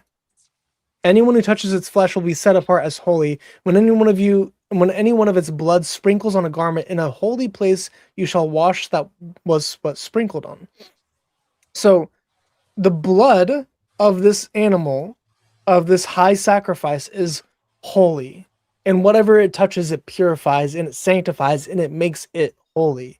So it can not only take on sin, but even its presence makes things holy and set apart. Just as like whenever you see the angel of the Lord come in Joshua and in Exodus, he says, hey, take off your sandals, where you're standing is holy ground, where the presence of God makes things holy, which is amazing. And that woman was made holy. She was made clean because of this blood that can clean her, and he himself is not defiled by her blood. It is the blood that cleanses, the blood that makes things holy. It's not the other way around. It can take on our sins and still remain holy, which is amazing. So we get like the language of like, oh, well, Christ took on our sins, but he's not becoming a sinner because it's still holy. The blood of the lamb to be slain is holy. It makes everyone else holy and it remains holy in the process. So God is so cool in ways that people don't really fathom unless you like really deeply nerdily study the Old Testament. The more you study the Old Testament, the more appreciation you'll have for the New Testament, and the better you'll understand it. So And then you become a slippery Judaizer like me.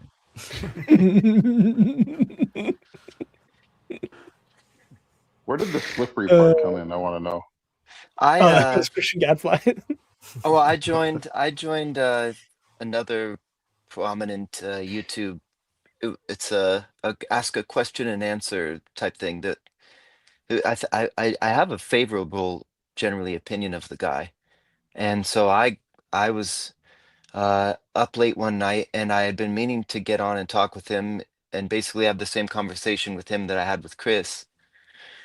And so I joined and I just kind of put forth my case. And I don't know that he quite understood it. I think I kind of caught him off guard. But in the comments, uh, people were saying, like, oh, yeah, here's one of those slippery Judaizers. And he clearly never read the New Testament. And all the usual things I've heard for the last 19 years of my life, that I denigrate God and don't accept Jesus. And I'm trying to trick everybody into rejecting Jesus and get salvation through keeping of commandments. So and I thought, goodness gracious. I mean, I made it People very say clear some from the wild, beginning. wild things in comments on YouTube, you know? Yeah, they do. And they're It often used to be my contradictory. family and my friends that used to say that, and now it's been clear coasting for a while. And then I get on YouTube, I'm like, wow, I haven't heard that in a good bit of time. I remember there was somebody had a stream and they had like an Orthodox priest on, and the priest said something along the lines of, if you are honest, like if you have integrity and you have intelligence, you're going to become Orthodox, not Catholic, or something like that. Specifically talking about Catholics and Orthodox. And I asked in the stream, I was like, wait a second, are you saying that people that become Catholic are either stupid or not genuine? Like that's the only two options? And immediately a bunch of the Ortho Bro crowd, like they recognize my name also, they're like, oh, look, it's Ash. And then half of the people were calling me, because they know I'm friends with Sam Shamoon. And they're like, half of them were calling me a Sam Shamoon troll, but the other half were calling me a Trent Horn Jew Catholic. I'm like, how can I be both of those things? It's like poor God logic. All he did was be friends with people, and then everyone's having a civil war over it. It's like all he did was be nice to people. But I was like, how can I be a Trent Horn Jew Catholic and also a Sam Shamoon troll Right. at the same time? Like those two things don't go together. And that's the thing about those, is so much of the time it's not people that actually listen to what you say. It's just, I mean, uh, I just mentioned, I was literally just asking him a question. I said, I believe this, and what do you say to that? And all of a sudden, I'm this double agent trying to sneak people. I'm in a cult trying to sneak people away from Jesus, and I rely on my own works to save myself. And I explicitly said the opposite of that stuff at the beginning because I knew that was coming. But it's everybody's so quick to just be terrified by things and not address the actual statement and just lump you into a weird category that they don't like. Well, nuance is hard, and people don't want to do it. I see somebody in the chat says orthoholic or cathodontist, and it reminded me, I came up with a joke. So you know how like Catholics will not rebaptize people who have been baptized even if they come into the Catholic Church from outside, but and Orthodox really don't either anymore to a large extent. But there was some Orthodox priests that were rebaptizing people, calling it corrective baptisms. And so I came up with a joke. If an orthodontist corrects your teeth, an orthodontist corrects your baptism. Yeah. Yeah, put that in your pipe and smoke it.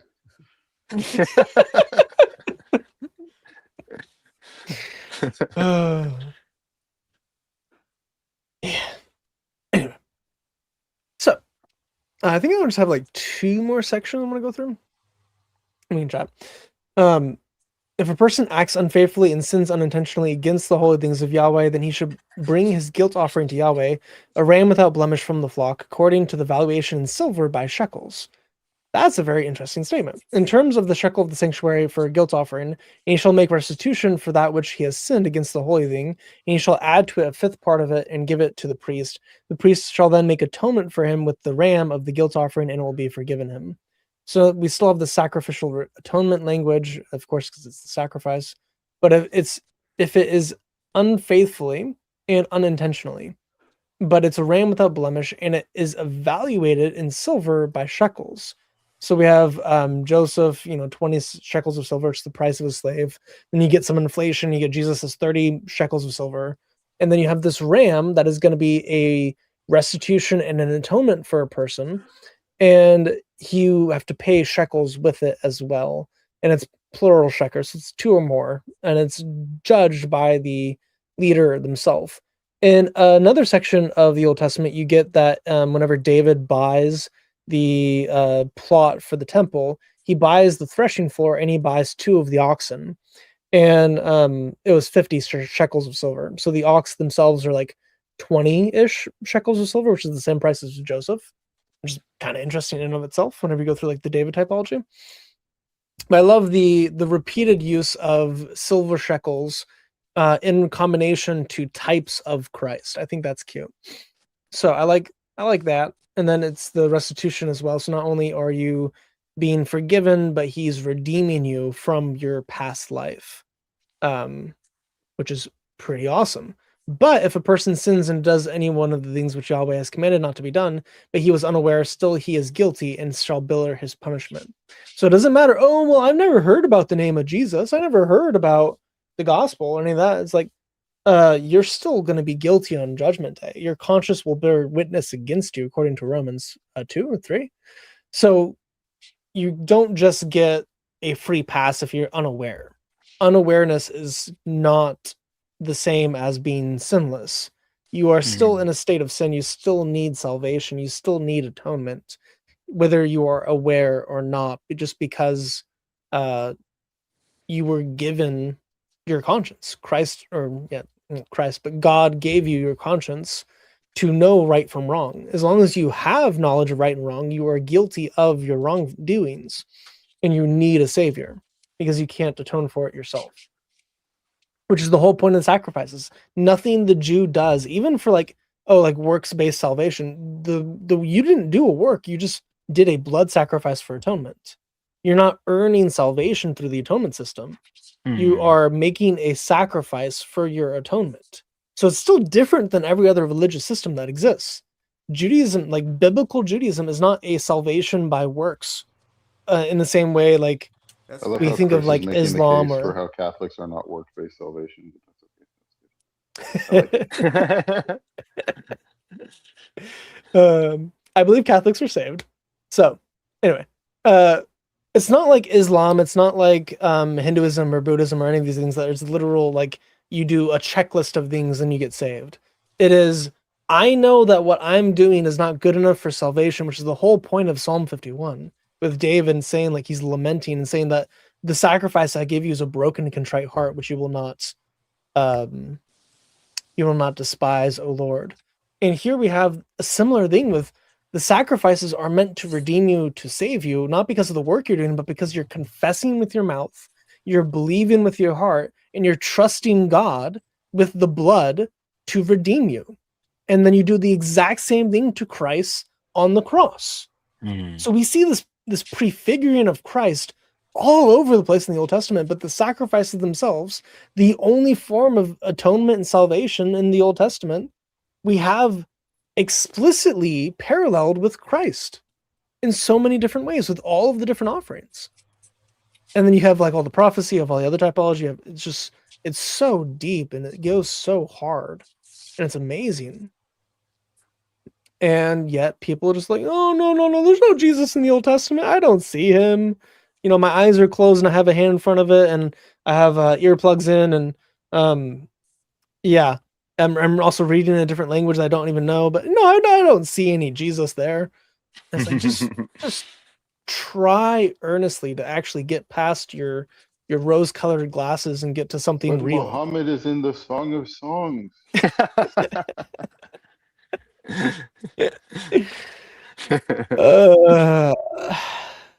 Yeah. And whenever you're like, oh, and of course it's not, that means altogether lovely.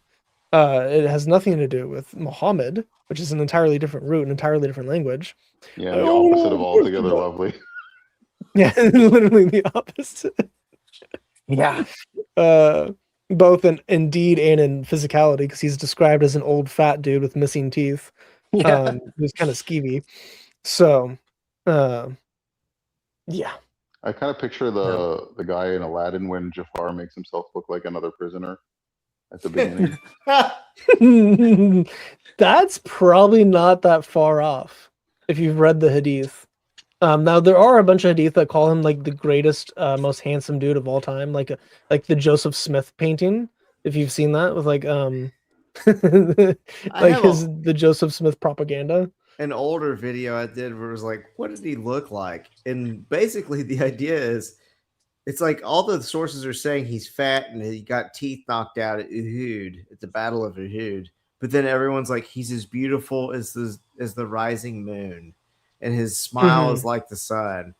And he's killing any poet that makes fun of him.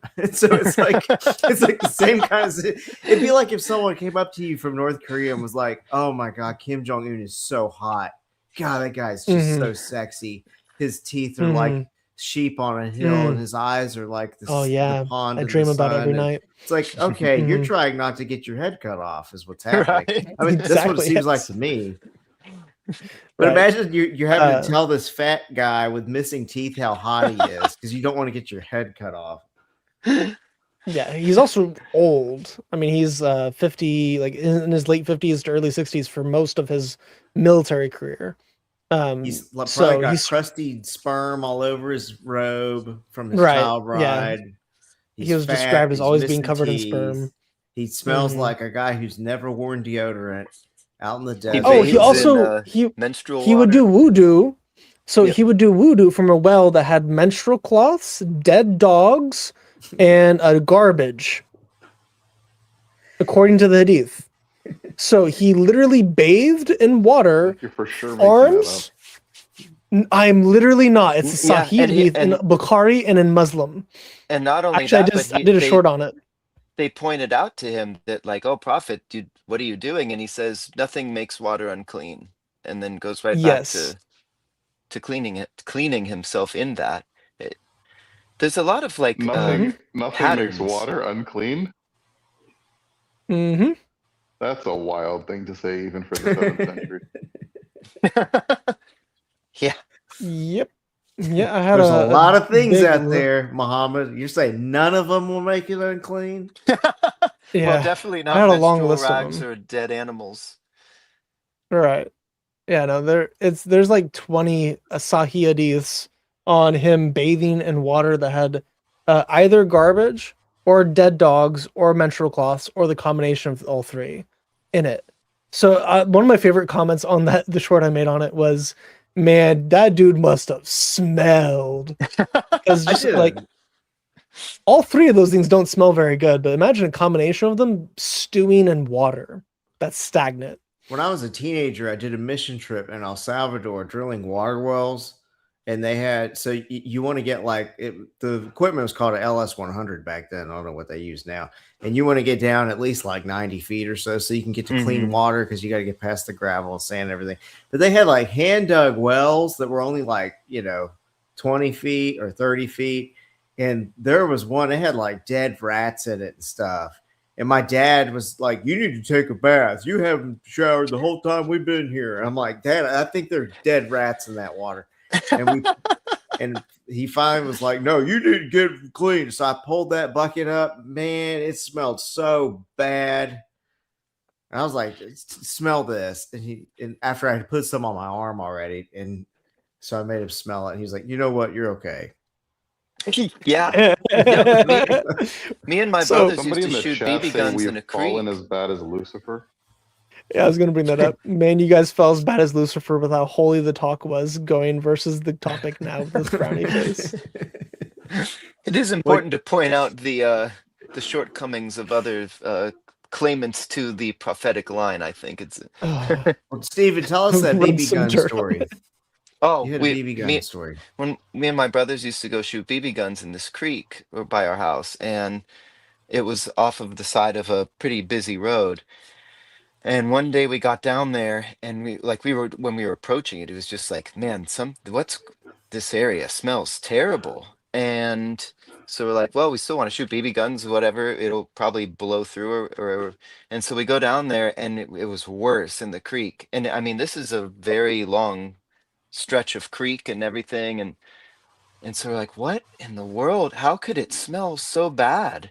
And then we looked over, and off to the side, a poor dog must have got hit by a car and rolled down into the creek, and it was a dead dog. And that was just one dead dog. And I mean, we tried to walk as far away from it as we could to get away from, and you couldn't. How And many so dirty menstrual cloths were down there? well, that's what I'm getting at. So like Oh no! just the one dead dog. Well, I mean, there was one time though when we used to play in another creek behind our house, and I guess all the work crew that was working back there on whatever, they decided that they all needed to.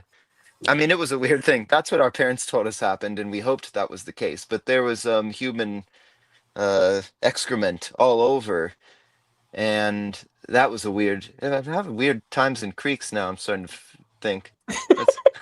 Yeah, stay out of the creeks, ladies and gentlemen. I worked at a summer camp when I was a teenager also.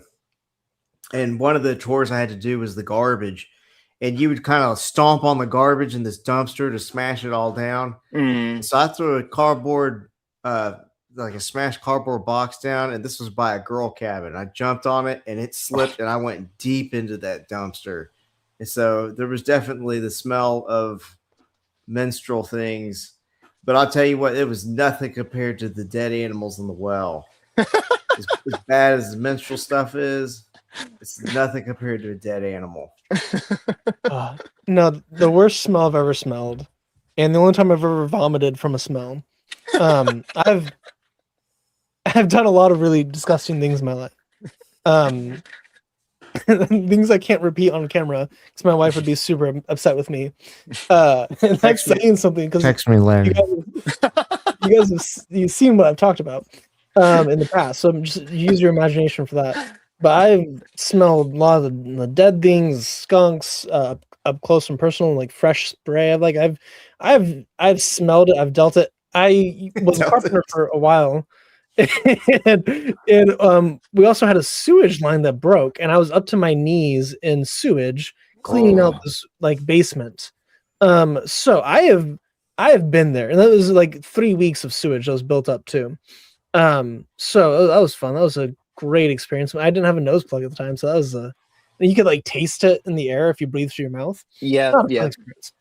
The worst one I ever smelled was a dumpster that was a compost dumpster that had rain in it and also had a bunch of leaves. And that was it. Really? It was just a dumpster full of water and leaves that had a lid on it in the Tennessee sun for multiple weeks. That is a pretty bad smell. It gets like that weird, like rotten egg scent, but except it was concentrated and it was completely fermented, and half of it had degraded to the point where just like the bacterium just ate it all. So it was like, it was worse than death. I've smelled, I'm sure it was. I've smelled death a lot of times. That was significantly worse than death, and I actually vomited next to it because I opened it up because it's my job to like dump it out. I like opened it up and I got the fumes went into my body, and then I vomited, and that was by far the worst thing I've ever smelled. Just extreme fermented leaves. So I have no idea how. One of my first experiences after coming to the United States was a laundromat in Houston, Texas. That was pretty bad.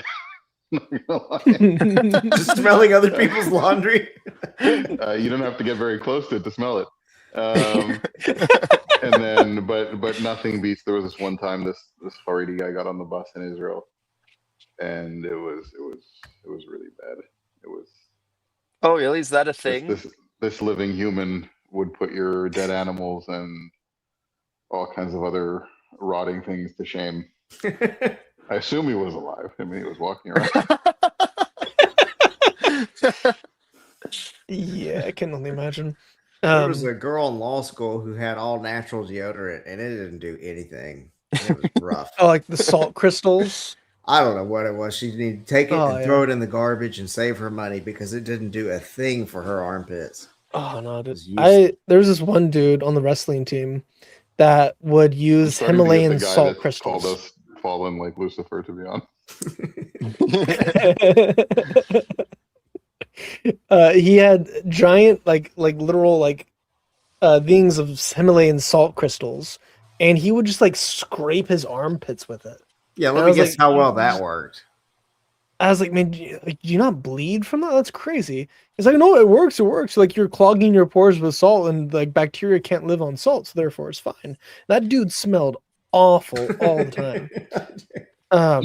He's on the wrestling team too, so you have to like you have to grapple this man. That's how he wins. It's his secret power. That was his secret weapon.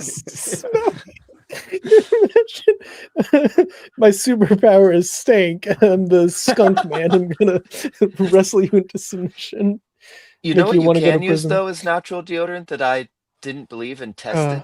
It's just lime juice. Like you cut a lime, and I guess because of the pH balance of it or whatever is it sounded really like acidic. it sounded too fake to be like worth doing, but I had an extra lime when I read that, and I was like, well, I might as well give it a try, and it actually works. Like works. Not just like, Doesn't oh that yeah, it's burn? I no, unless you have maybe Yeah, the have some cut. already like irritation under there, but Yeah, so that was interesting. strange. You know what I won't be doing is using limes I'm for gonna go pee real deodorant. You just got to put some salt in there now, is what I hear, and then you can really rough it up some. Add a shot of tequila while you're doing it, right? Yeah, Yeah. turning into a margarita. Yeah, you know what? Forget the deodorant. Just make a drink and sit in Yeah, your who needs nice. deodorant when you have margaritas? Right? Yeah. Just drink until the smell doesn't bother you anymore. Exactly. That reminds me of an old-timey remedy. My grandma on my dad's side, she's half Mexican, half Lebanese. And she had all the old world remedies you could think of that were just generally not real and also probably harmful. And one day she visiting from Texas, and she You was drink Windex. well, no, that's a different story. But this story, she had like come down with a cold, and so she's sitting on the couch and she's got a paper towel in her, and I just thought she was like having a runny nose. And then I smelled this smell, and I went, Grandma, did you spill alcohol or something? And she goes, oh no, it's just an old trick your Aunt Mary taught me. And she had a bottle of 92% isopropyl alcohol, and she goes, you put the alcohol on a cloth and you put it in your nose and you breathe the fumes and it kills all the germs. Yeah, I know. And I said, oh no, Grandma, That's a that bad can kill idea. you. And she goes, no, it's okay. I'm already starting to feel better. It's your brain dying. So when you said just have the drink and you drink until you forget how bad you smell, she was literally like huffing toxic fumes and not able to tell how sick she was. You'll go I mean, I guess blind if grandmother you was drink half Mexican, half isopropyl Lebanese. alcohol. Oh, sorry. Go Mm. ahead, Ash. I say half Mexican, half Lebanese grandmother. That's got to be one delicious and angry kitchen. Yeah. Yep. That's exactly what it was.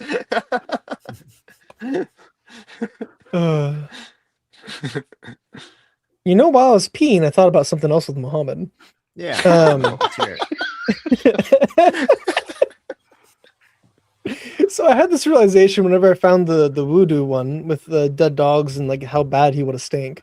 There's a story of him walking through the marketplace one time, and he saw a really attractive lady who was not in a hijab because they didn't do that yet. He got super horny, so he ran home to where his wives were living to have intercourse with one of his wives rather than just go out and like commit adultery. Even though I don't even know how Muhammad would commit adultery because he basically could just have anyone he wanted. Anyway, he got Randy. Yeah, so he runs back, and the first wife he finds was, I think, Hafsa, and she's like tanning leather. And back in the day, like tanning leather now still is a really disgusting, dirty process that just smells horrible. Which is why if you get fresh leather, you have to like let it air out for several weeks. Otherwise, it'll just stink real bad. You can't use like fresh leather goods that smells horrible. And that's with modern, sophisticated methods to do tanning. Back in the day, the way they would do tanning is they would dunk it in pee. But it's also dead, decaying flesh. So it's literal like pee dead body. And you have to get like your elbows and stuff covered in it. So you smell horrible for the rest of the day, if not 2 days, 3 days, until you like take multiple baths. You smell awful. He ran up to that wife, even though she was in that state of disgust, and still had intercourse with her. And my thought was, how in the world could you keep, like, how could you stay hard when you're smelling that? Because you smell worse than she does. Yeah, if he always smelled like that, then it wouldn't bother him. That's like I had a light bulb moment. It's like, oh, that makes so much more sense now. Yeah. Like I thought the dude was just so like lustful that he just ignored the fact that his wife is covered in dead animal and pee. But no, he was just always covered in dead animal and pee. Because that's what he did voodoo in. So anyway. Chris, as much as the people watching might complain, we did just go through a whole bunch of mentions of ritual purity and impurity, and so it is slightly on topic. It's fair. I was going to say, do you want to finish your presentation before we go on another tangent about camel pee? Actually, I think I might get off, guys. I'm exhausted. But y'all have a good one. I don't have that much more to go. It'll probably end soon. Very good evening to you, Mr. Gadfly, and may your baby sleep some extra. Wow. All right. And then there were two. Ash and Christian. Oh no, Ash came back. Hello. What happened? I don't know. Did you leave? I didn't leave. I got booted. Oh. That's weird. I mean, Christian Gadfly left because he said he was going to sleep. Oh. Or so he thinks. Weird. Yeah. So he thinks the baby's going to be up in an hour. Yeah. I think I'm actually going to start heading out also, but I wanted to tell you before I go, because I thought you'll find this funny. So you know the whole Ezra thing?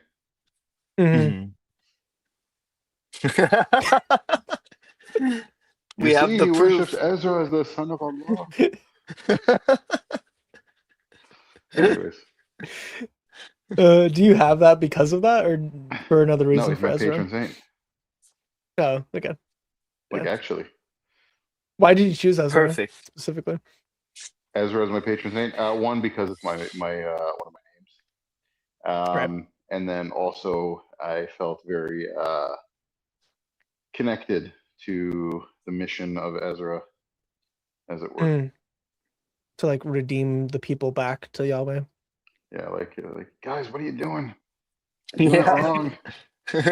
Something There's a better way. Let's do it. Yeah, there's a better way. Let's do it.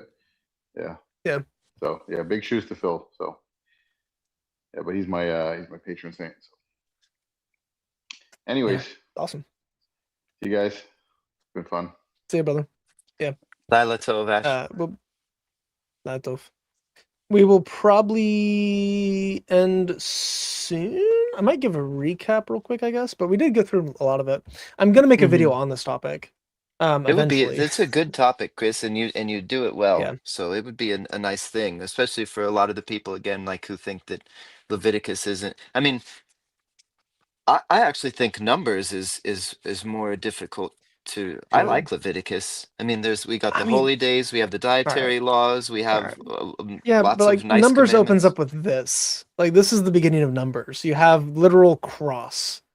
You have the literal cross from God's point of view with the tabernacle at the middle of it, covered in red dye that is also a type of Christ. Like this is a type of Christ with a type of Christ, a type of Christ, literally in the picture of a cross in the beginning of Numbers. So I think Numbers are pretty base. You also have a lot of fun stories like Balaam. I got an invader. Doggy. Wait, hold on. Easy does it. This is a very fragile set I've built here. She's gonna destroy it all. Do not knock over the Torah. Yeah. What? Oh, so some other fun stuff before we end. Before I make my video on it, which is gonna be way quicker and more in depth and just rapid fire, and also I'll bring up parallels to the New Testament. Back whenever I make Bible content again for videos. Interestingly, we have like this free will votive offering as well. And if you have a free will offering, you must eat it on the same day. So the sacrifice cannot last out overnight. So Jesus was a free will sacrifice on the cross, and he did not stay on the cross all night, even though he should have, because that's how long crucifixion was. So we have this like picture of Christ there. And then if it does remain, though, it's pretty interesting. Whatever is left over from the flesh of the sacrifice on the third day shall be burned with fire. So you have this third day language as well. And if any flesh of the sacrifice of his peace offerings should be ever be eaten on the third day, he who brings it near will not be accepted, and it will not be counted to his benefit. It shall be an offensive thing, and the person who eats of it will bear his own iniquity. I think this points to the sacrificial system ending and no longer being valid myself. Oh, So if any flesh, interesting. I was wondering when that was then going to come up, because. So what chapter and verse are we on right now, Chris? 7:18. Okay. So if you eat of the flesh of the sacrifice after the third day, after the resurrection, after the new life and the new covenant has been established, he who brings it near will not be accepted. Your sacrifice is not going to be accepted. Not only is it not accepted, it is an offensive thing to Yahweh.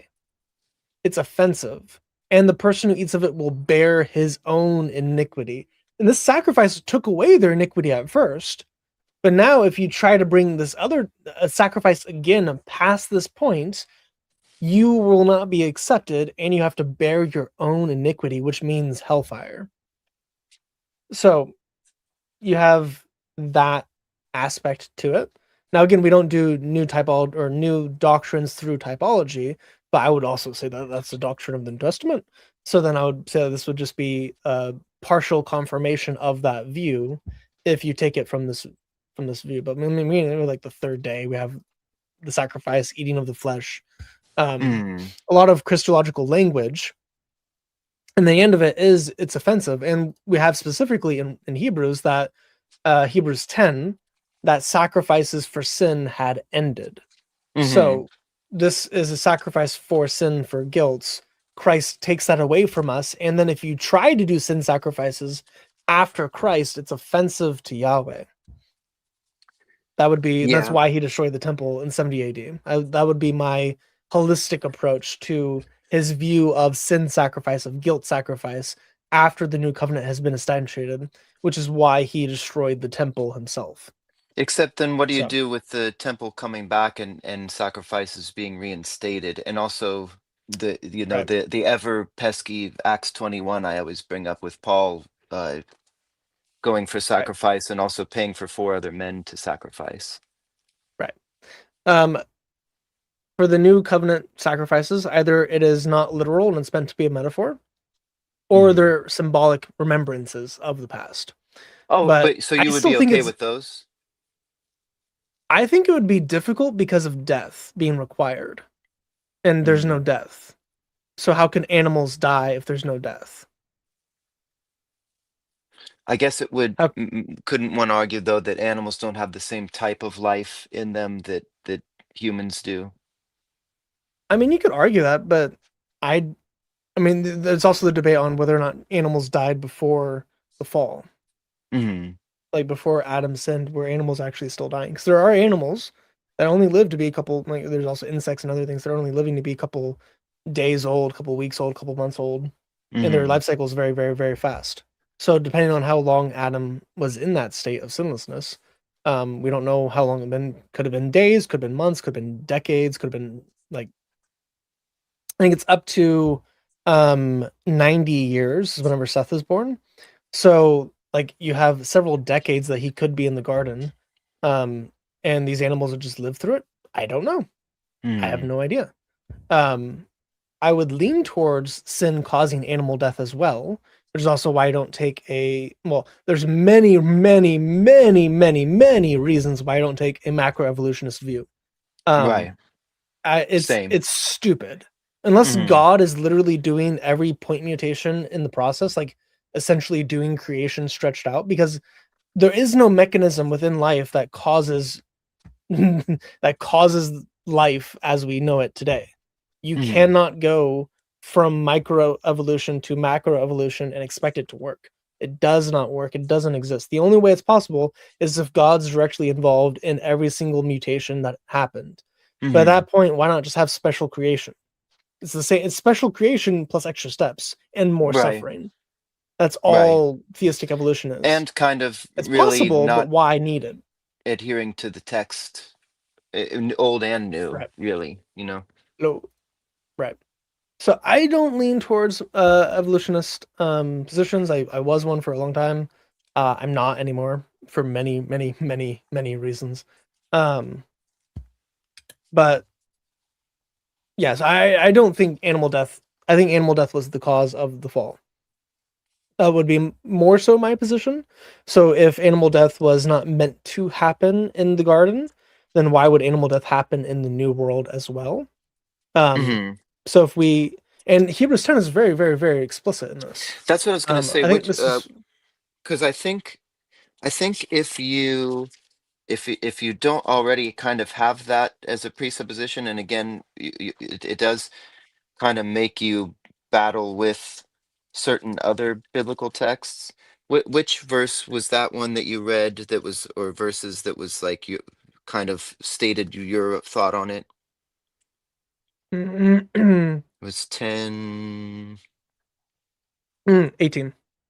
Now, where there Okay. is forgiveness of these things, there's no longer any offering for sin. Mm-hmm.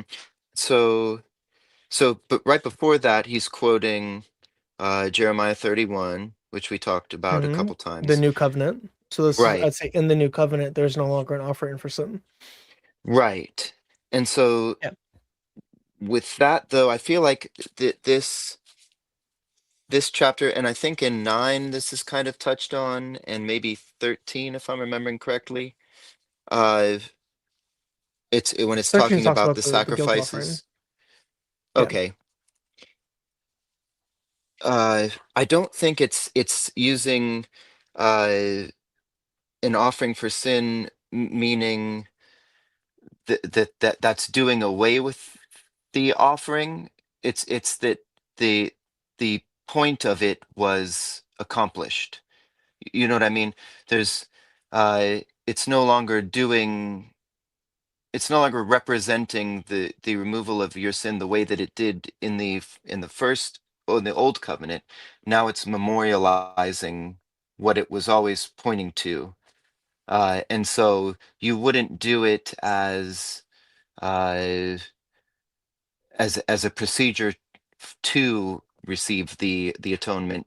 You would be doing it as a memorial to what was done for you, or what it pointed to, which would be Jesus. And that's why, and I Right, think but then that at that also point, works it's no nicely longer a with, sin sacrifice. well, it would be just like every year when the Jews celebrated Passover, they weren't actually being brought out of Egypt every year, Right. but they're still doing the Passover. They call it the Passover, and all the commandments are the same as when they the first I one. mean, sure, but you'd have to take out several of the sentences of Leviticus 4 to have that. Because over and over and over again in Leviticus 4, it says that this is an atonement and he'll be forgiven. Hmm. So if it's still that explicit sacrifice, then you still have the atonement in that system. So you'd have to augment Leviticus 4 to have this one be a sin sacrifice that's still happening, but just be memorial. You'd have to abrogate the sin atonement part of it Well, because is there's that only any one different atonement, which though? is Christ. Because like, is that any different though than with what the first Passover symbolized versus what Jesus's Passover symbolized? It's is that I don't see the difficulty in that, because the first Passover actually did what it did, which is it was to Right. memorialize and not even memorialize, but the very first one literally saved them from the angel of death. and then obviously pointing to salvation from the blood of the Lamb with Jesus. And so Mm. you don't lose one.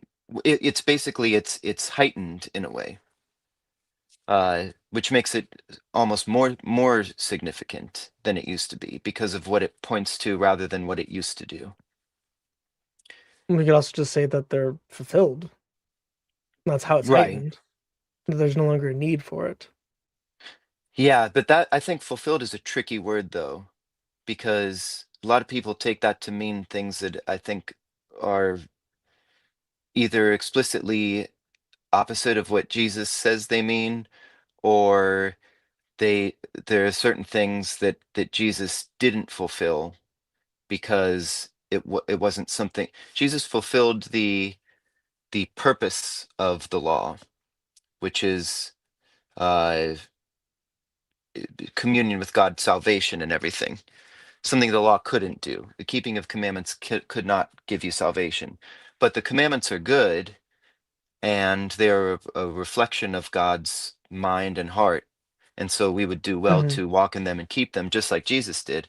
But, like, for example, Jesus didn't fulfill the purification after menstruating because he didn't menstruate. So if you take Jesus fulfilling the law as meaning literally did every commandment, he didn't do that because he Well, couldn't no, have. He he also didn't like fulfilled offer the the righteous requirements of it. right, exactly. And so Yeah. so in that way, when because a lot of times Christians will say, "Oh, he fulfilled it, therefore I don't have to do it." And the righteous requirements, yes, that makes sense. But also you could use that same sentence to say Jesus fulfilled the law not to murder, therefore now I can murder. It doesn't make any sense. You know what I mean? And he Mm, particularly in Matthew 5:17, he uses fulfill as the opposite of destroy. But a lot of times when people say, "Oh, he fulfilled it," they mean destroy. And right. so it gets kind of dodgy, I think, with what fulfilling the law actually means. I think it's not as cut and dry as we've been told, would be my argument. Right. Because he did No, fulfill all the sacrifices. he did. Uh, but Yeah. then to take that claim and then say, well, because he fulfilled them, therefore we don't we don't do them anymore.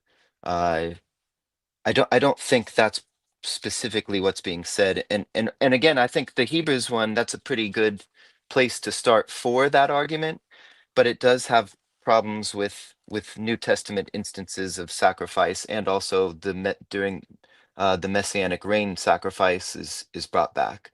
And so is that a Mhm. new covenant? You know what I mean? Right.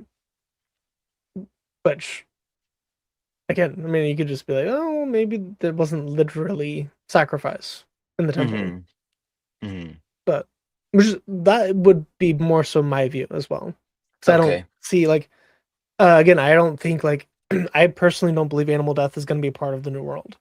Hmm. So I don't see how sacrifice could happen, um, unless it's like theater. But at that Hmm. point, is it really a sacrifice? So, If it was a memorial. right. But I mean, even what is it? Is it's like Ezekiel, the end late chapters of Ezekiel when it goes through, and it's pretty specific about these sacrifices and the number of the sacrifices.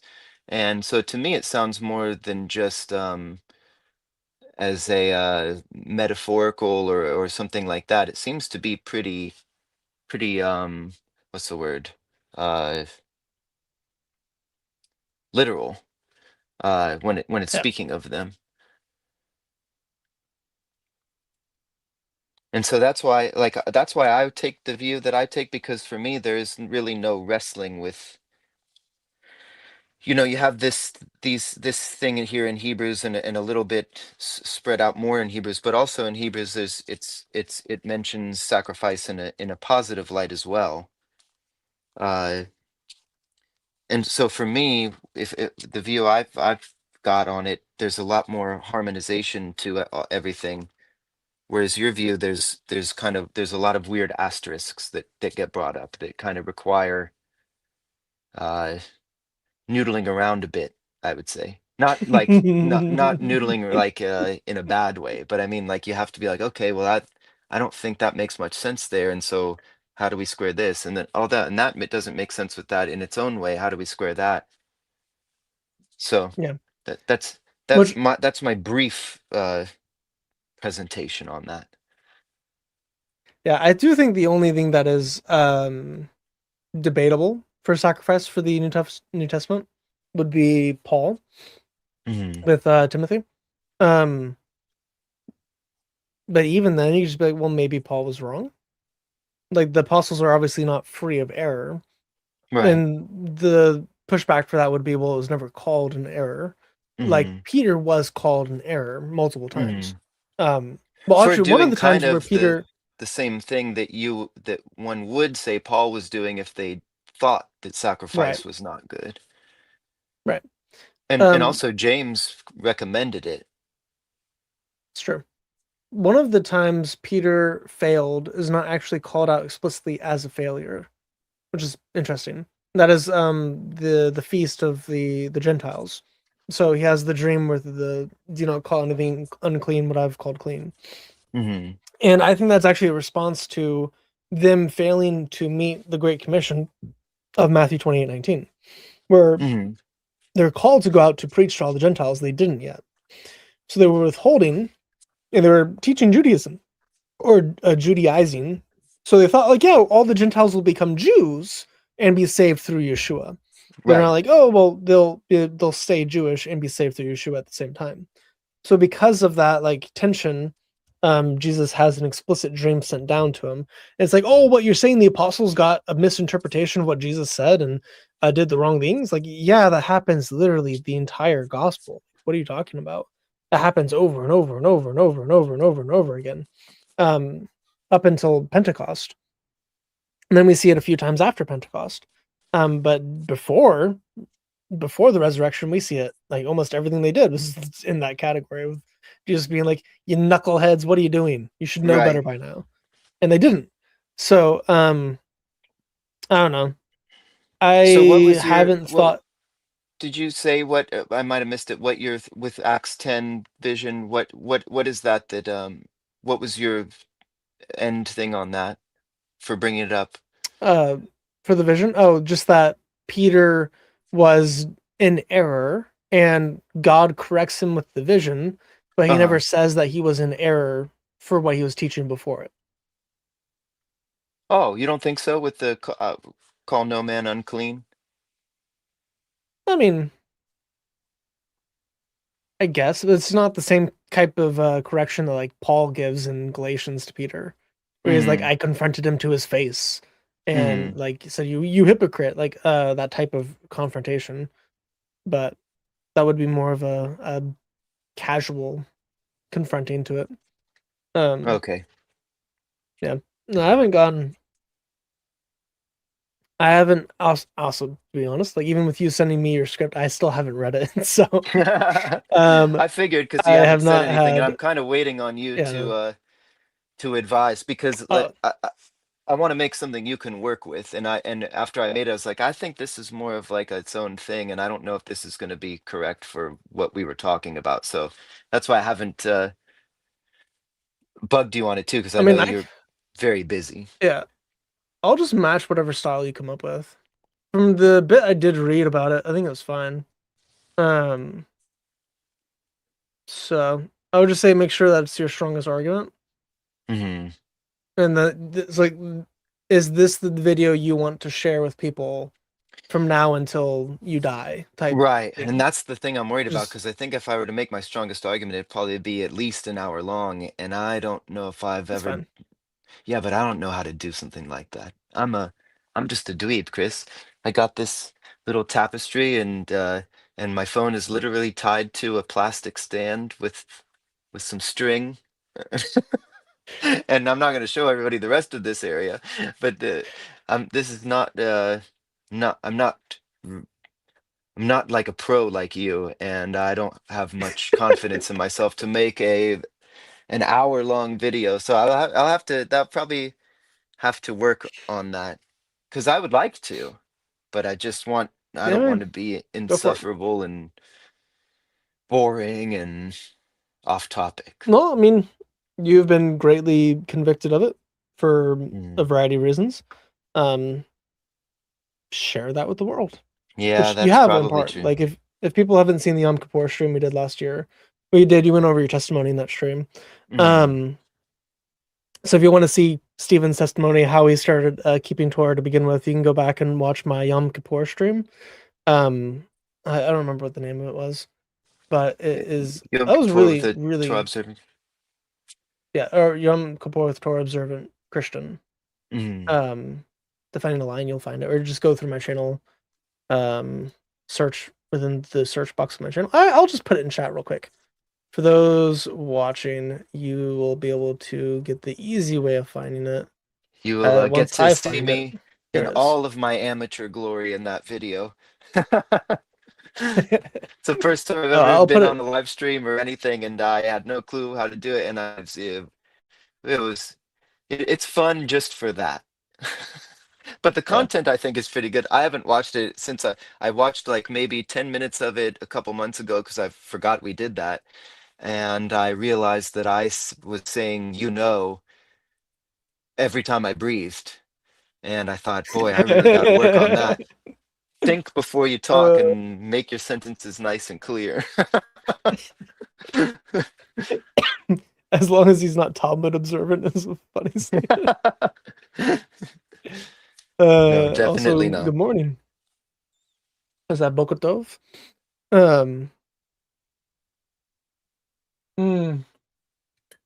Anyway, yeah, we'll go through that in much more detail. I think that is the end for the Leviticus passage. That was the last thing I want to point. I'll do the full video on it eventually, probably before this year ends. I think after I do all the Talmud Dilemma stuff, which will be around October when I'm done, I'll do just a typology series. So Yeah, maybe I as a have 2 nice or 3 palate typology videos cleanser. out. Yeah, from all the Islam content, I'll make a bunch of Christian content back to back. Yeah. So I have a couple. For those who are new to the channel, haven't seen my older content, go watch the Jesus is a Worm video. That is by far one of my favorite Bible studies that you can do. It is pretty based, and I did a pretty good job in that video presenting it. I've done better versions one-on-one with people, which I'm kind of sad about. That I wasn't as happy with that video, but it's still good enough that you're gonna like feel the weight of it. So that video is good. The Isaac video is good. I have not done a Joseph typology, and I don't know how I can do a Joseph typology in a video to the extent that I will be happy with it. So, but I'll start doing eventually, like, there's 84 types of Christ in the Bible. So that's going to be a long series. That we know That'll be good. That I'm who knows, aware of, one day we'll have them fully revealed to us in paradise, and that'll be a lot of fun. Yeah, I'm so like, okay, for those who aren't aware of like how based the Torah is, like better sheet. We'll just go to it real quick. Okay. This is the first sentence of the Bible. It's better sheet bara Elohim at hashamayim va'at ha'eretz. And there's so many sevens in this sentence. It's actually mind-boggling. God designed this sentence in his mind before, like, it's crazy. I think there's exactly 28 letters. There's exactly 7 words. And the values of the gematria of these words themselves also can create a bunch of sevens and a bunch of harmonies and a bunch of parallelizations. And the middle word is only 2 letters. And then it's followed by 5 letters and 5 letters. And then 3 letters and 3 letters. And then that one's different and this one's different. But like the middle 5 words are a mirror of each other. Then you have Bereshit and Harez. So you have the beginning and you have the earth, which is the end of the creation week. So you have this beautiful symmetry within the Hebrew, and then the values themselves have symmetry. And then within this sentence itself, you get like types of Christ with like Etz and Bereshit and Elohim, all being types of Christ that you can go through. with some of the like more Kabbalistic interpretation of Hebrew letters, which is ironic because the Kabbalists are not Christian, but you can actually use Kabbalistic methods to point to Christ inside of the Torah. Very funny. But I think God, like, I think the evidence we have for the ordaining of God, that he actually pre-planned things. If you look through the Hebrew of the Bible, it is mind-boggling. So whenever we get like a full-on, hey, this is every single like little neat detail I put in the Bible, I'm gonna nerd out so hard. Yep. I'm so It's excited good that for we it. have eternity to listen to it all, because I'm sure it's going to Yeah. take a while. Yeah, dude, it's amazing, man. Ah, it is wild. Base. Based. God is based. Anyway, I was planning on doing a short stream, and then that didn't happen. It So wasn't I too was gonna bad work on my book. considering the cast of characters. I have all of the content for my book mapped out. So I just need to fact check, make sure I have all of the quotations the way I want it, and then write my commentary on all the quotations, and then my book will be mostly done. I'll have to go through review, and I'll hire a professional typesetter. But Very cool. Very, very cool. yeah. Jack, I love whenever you join. We usually go down some fun rabbit hole. It's such a great time. Anyway, but the book will hopefully be done. I have cover art. I have a cover for the book as well. It's pretty based. It's pretty cool. I need to augment it some. I need to change out the Hebrew and the Arabic on it. But I have cover art. So the book is coming along. And then as I finish that, I will wash my hands of Islam for a little bit, other than like doing Q&A streams and debates and whatnot on the topic. But I'll make a significantly more Christian content in the near future. I might get canceled next month. That'll be fun. I'm going to put out a video on, is homosexuality objectively bad for society? And I have all the statistics. I have all the receipts. So that is going to be interesting. And I'm like going to help demonstrate that, yeah, no, this has been a horrible experiment. We should not be practicing any of the LGBT stuff. It's all bad for you. So I have all the numbers. I'm just going to make a case, not from a spiritual case, not from a Bible-based case, but just from a pragmatic case. Is homosexuality good for you as an individual, and is it good for a society as a whole? The answer to both is no, it's not. So I'm going to put that out on the first day of Pride Week or Pride Month. Okay. So that's going to be in 2 weeks. So we'll see. See how YouTube handles that. Yeah. Yeah. Anyway. Other than that, I'm going to make a bunch of Talmudic Dilemma videos, and we'll make Christian stuff again. But, yeah. Any final thoughts? As always, thanks everybody for tuning in. Hopefully you gained a little bit more of an interest in some of the books you thought maybe weren't to your taste, or maybe didn't have much for you in them. And as always, thanks Chris for having me on, and Chris, thank you for your prayers for my stomach earlier, and anybody else who joined in on that, because I think I am going to try and eat something after we get off of here, which will be hopefully very fun for me. And and maybe by tomorrow I'll be all better and I can go to my jobs again and get my work done, because that was stressing me out today. It's no fun being stomach sick, because it's one of those, well, you like to keep it one of those that's invisible to other people, and so it's hard to tell your boss like, I should probably stay home, and because you don't have much proof, and then you feel bad.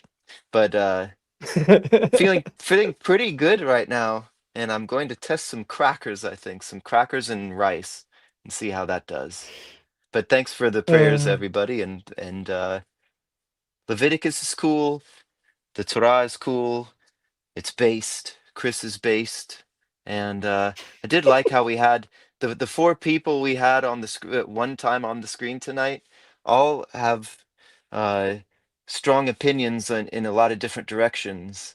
And because we all love Jesus, we are able and willing to talk about them with each other and not be accusative or rude or and not make up silly things because we don't want to talk about the arguments of the other person. So I like that, and I hope other people see that and like that too, and make that a point to follow, because it is difficult uh, to have talks about things you care deeply about with other people who cares deeply about something else that doesn't line up with you, and trying to keep it civil and productive. But Jesus makes it a lot easier, I think. So I'm happy to have Chris, and we'll see. Maybe we can get each other to Sam Shamoon one another on a on a coming live stream, and then and then we'll Man's see praying really for who's got the downfall. strongest argument, or the loosest mother. I mean that morally. Oh no. All right. Yeah. So it's amazing if you actually love God and love man and love each other that you can like have unity and Hmm. friendship, even though you disagree about things. Hmm. Crazy. Yeah. But yeah. So you heard it, Anyway. folks. Me and Chris are working on our boxing moves, and Oh we're gonna get yes. our best arguments, and we're gonna have at it, and then we'll let the people Yes. decide. Uh, Yeah. Well, maybe we can. Well, I think Whoever has the strongest argument, you send in $100 to that person, and then whoever ends up with the most money at the end, uh, is rich, and then everybody's happy, right? That's why we do this, Chris. Right? no, that's not why we do this. No, that's not why we do this. The stream strengthened my mom. Yeah, no. Whenever I finish the first rough draft of the book, I think I will work on making my response to your argument. Because your argument is not a Judaizer argument. I have a Judaizer Right, argument. The Judaizer right, argument is and very it's simple, good. very, Yeah. very clean. But I've never actually, I mean, other than like the conversations we've had, I've never like, even like after the conversations out, I still have not had the mental capacity to just like sit down and try to Right. like reason through all of it, other than just Hmm. like real time, like what we're talking about. Um, so it'll be interesting to see what happens whenever we both just like sit down and really think about all of the nuances and everything else, and then discuss it on stream together. Yeah, I think it'll I think be it's gonna be pretty really fruitful. fun. I'm gonna like that. Yeah, yeah. Who knows? We might get many people that come to keeping Torah, and might get people not to keep Torah. Hmm. I don't know. I'm interested in what's going to happen because I would rather be truthful and follow God wherever He actually wants us to be, rather than cling to dogmas that were invented by humans. So, It's the Gamliel principle from Acts. If there's any truth to this, uh, then who are we to fight against it? And if there's not, then we don't have to worry about it, because we know what happens to things like that. They fizzle out. So mhm, if the truth is the objective, then everybody wins. yep. And if we all follow Yeshua, it doesn't matter because He saves us in the end. Hmm. So, what's your relationship with Him? What's your love for Him? Do you know Him? Or will He say, "Get behind me, I never knew you" on Judgment Day? And my worry is for Terrifying. people like Fazy there is he's gonna say, "Get behind me. I never knew you." And I worry for you, Fazy. I really do. And we pray for you every week. So we'll be keep praying. Um yeah. Come to Christ. I like that he comes back. He's Me he's too. getting good information whether he intends to or not. I hope there's some little bit of him that's here that as because he's interested and not just to come poke people in the internet Right. eye, but Just the Holy Spirit is like pulling on, tugging on him. Hmm, Yeah. Yeah, we'll see. This time next year, FaZe will be a Christian. It's gonna be based. that'd be fun. That'd Um, be great. Yeah. Well, we'll do a ex-Muslim testimony stream again. But okay. Thank you all for coming out. For those still watching on Christian's channel, because there's like 4 of you right now. Thank you for watching on Christian's channel too. This is the Christian Gadfly special without Christian Gadfly. Yeah. And Okay. for those watching on my channel, hello. Can y'all keep it down? I'm trying to get a baby to go to sleep. You need. So me and Christian have talked on the phone several times, and one of the times I mentioned that you do a really good impression of him. He giggled so hard at that. I need you to do it next time you guys are on together. Okay. I need it to happen. I want to see his reaction live to it. I don't even want to like clip it and send it to him. I just want to, because he doesn't watch his streams. He's not going to watch the end of this stream. So I want to see his reaction to your impression live. Yeah, I'll have to do it where Anyway. it's like not even, unprovoked and just out of the blue so we can get his 100% genuine laugh at it. Yeah. Yeah, that'd be good. We can clip that. Anyway, thanks for coming out. Wednesday, I'll be streaming with Ash on a call-in stream. We're gonna be, I don't know the exact topic, but it'll be a call-in for either Jews or atheists or just anyone. And then I will be doing a stream with Chase and Andrew from Sons of Thunder Apologia on something. Probably. Oh, we might be doing the Mormon stuff. We might be doing a Mormon stream Ooh. this week. And then I'm supposed to be streaming with IP sometime, but we haven't set a date yet. So that'll be the upcoming, maybe this week, maybe a couple weeks after. Need to message him again. But yeah, thanks for coming Super out. swell. Yeah, next week we're probably going to jump into the New Testament unless we keep doing typologies with the Old Testament. The only other one I think I'd want to do would be like the tabernacle or some of the like the ephod or the high priest garments, like all those type of things. We might do a stream on that. Otherwise, we'll probably jump into the New Testament, maybe go through like John, which will be a fun stream. Mhm. So, yeah. Awesome. Okay. Thank you all for coming out. Laila Tov. I almost left the stream instead of ending it again because I keep doing that. Lila Tov, everybody. May the grace of the Lord Jesus Christ, the love of God, and the fellowship of the Holy Spirit be with you always. FaZe will be praying for you.